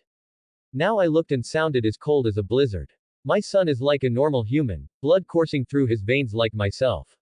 So I expect the two of you to be able to control yourselves around him. I disappeared from my seat, my image flickering before their vampiric eyes, or things may end terribly, I said, now standing behind them with a hand on each of their shoulders as I leaned forward with my head level with theirs. Am I clear? I asked. I felt sort of like shit for doing this since I knew they were good people, Alice in particular. But at the moment, they were just starting their journey on the vegan transition and still had the intense pull towards human blood. I could see in Alice's eyes that they were already starting to turn gold, but only barely. Jasper, on the other hand, was completely different. His eyes were still an intense crimson-red color, with no signs of fading. I guess that was because he had been drinking human blood for much longer than Alice ever did, so he would have a harder time transitioning to the vegan lifestyle. I had already decided Liam wouldn't be leaving my sight for some time to come. Alice and Jasper nodded their heads slowly. I patted their shoulders, the smile and gleam of joy coming back. Good, I said, straightening myself. Then let's go meet the rest of the family, I said, making my way to the front door. Stepping outside, I could hear as Alice and Jasper slowly made their way outside, hesitation filling their every move. It must have surprised them more than I had thought that I could do what I had done, I thought to myself, watching as Rosalie's car pulled into the driveway. Turning off the car, Rosalie looked at me. I gave her a small nod, letting her know it was safe to bring Liam out. Liam was seated in the passenger seat, a curious look on his face as he looked past me at the two new faces. Opening their doors, Rosalie took the lead, walking in front of Liam. Her protective instincts on full blast. Stopping 10 feet from them, Rosalie looked at Alice and Jasper, not saying a word. My love, I said, giving her a small smile. I would like to introduce Alice and Jasper. Rosalie nodded her head slightly in greeting, trying to be cordial while also watching them like a hawk. It's so nice to finally meet you, Alice said, waving a hand at Rose and Liam in an excited greeting. Liam leaned to the side to look past his mother, one of his brows slowly raising as he looked at the two, a mischievous smile coming to his face. Glancing at his mother, he looked at Alice and Jasper. It's nice to meet the two of you, Liam said, waving back at Alice, a wide smile on his face. Turning at the sound of approaching footsteps, we all watched as the rest of the family walked through the front door, taking positions in a straight line across the front porch. As Jasper and Alice turned to face them, I made my way over to my wife and son. Wrapping an arm over her shoulder, I smiled down at Rose. "Don't worry, Liam is safe with them," I said in a whisper that only she could hear. "How exactly do you know that?" she asked. I smirked down at her. "They wouldn't dare," I replied, keeping my voice low and reassuring. I might have emphasized the consequences of any misstep on their part. "Alice, Jasper," Carlyle said, taking a step forward to stand in front of all the other members of the coven. "It would be my pleasure to welcome you into the Cullen Coven and family." 17 comments, 0 vote. "Forks. Wow," Liam said from the backseat of our car, "so this is Forks," he said, leaning close to his window to look out at the tall trees, a light fog clouding the tops. "It sure is," I said, looking at the thick green forest through the windows. "It's just like Carlyle and Esme said," Rosalie said from the passenger seat next to me. "Yeah, sunlight is pretty rare in these parts," I said with a small chuckle, following the car in front of me onto a muddy side road. "You have been here before, right?" Rosalie asked, catching Liam's attention from the back seat with her words. "I remember you saying something along those lines while we were packing," she added. I gave her a glance and a small smile. "Yeah, but that was hundreds of years ago," I said, watching as Liam's eyes grew slightly wider. It had only been recently that we had started discussing my past around Liam, who seemed to have quite the curiosity about it. The idea that his old dad was thousands of years old was something that blew his mind when he first found out.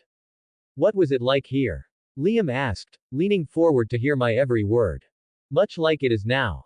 Except for the roads and Forks itself, that is," I said as the car shook from the unpaved but well-used side road. "There's a tribe of Native Americans that live around here. I helped them out of a bind back then. It would be neat to go talk to them," I said. Liam's eyes grew slightly bigger in amazement. "Indians?" Liam asked. I shook my head. "Native Americans. Indians are from India in South Asia. A beautiful country with a rich culture. Native Americans are native to the Americas with their own rich culture." "Oh," Liam said, his brows furrowed, "what were they like?" he asked, my previous statement seeming to fly over his head as images of wild Comanche warriors he had seen on TV flew through his head. "Very nice people," I said simply, deciding the stories about the many raided villages I had come across weren't best to tell him yet. For another 10 minutes I told Liam stories about my and my alpaca Tony's travels across America. Finally, we reached our new home. This time, I took up the tab for our new home, giving Esme my checkbook with pre-signed checks inside. In other words, giving her literally billions of dollars to build our new home, which she designed.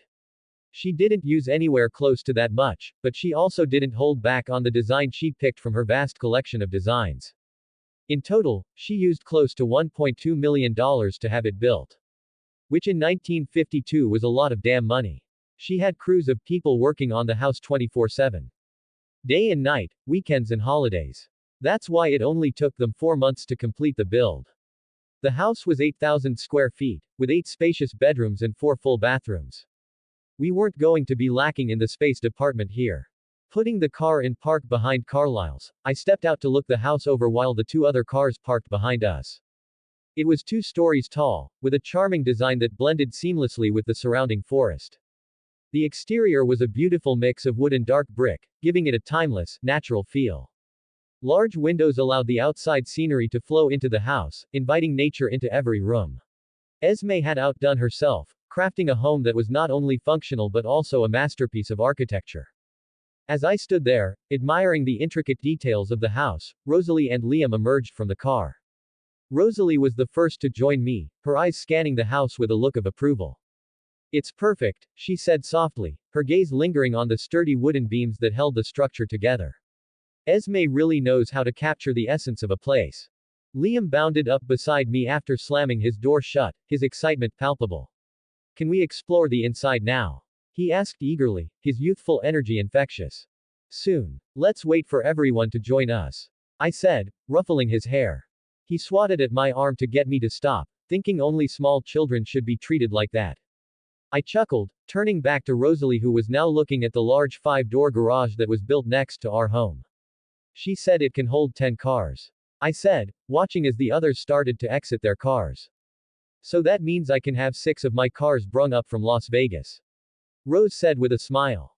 Our car collection has grown significantly in recent years. I blame that partly on myself. I like to give expensive gifts to everyone, and after a while, gold and diamonds lose their luster. So, I started giving everyone new cars every year or two. Except Rose. I practically gave her a new car every holiday.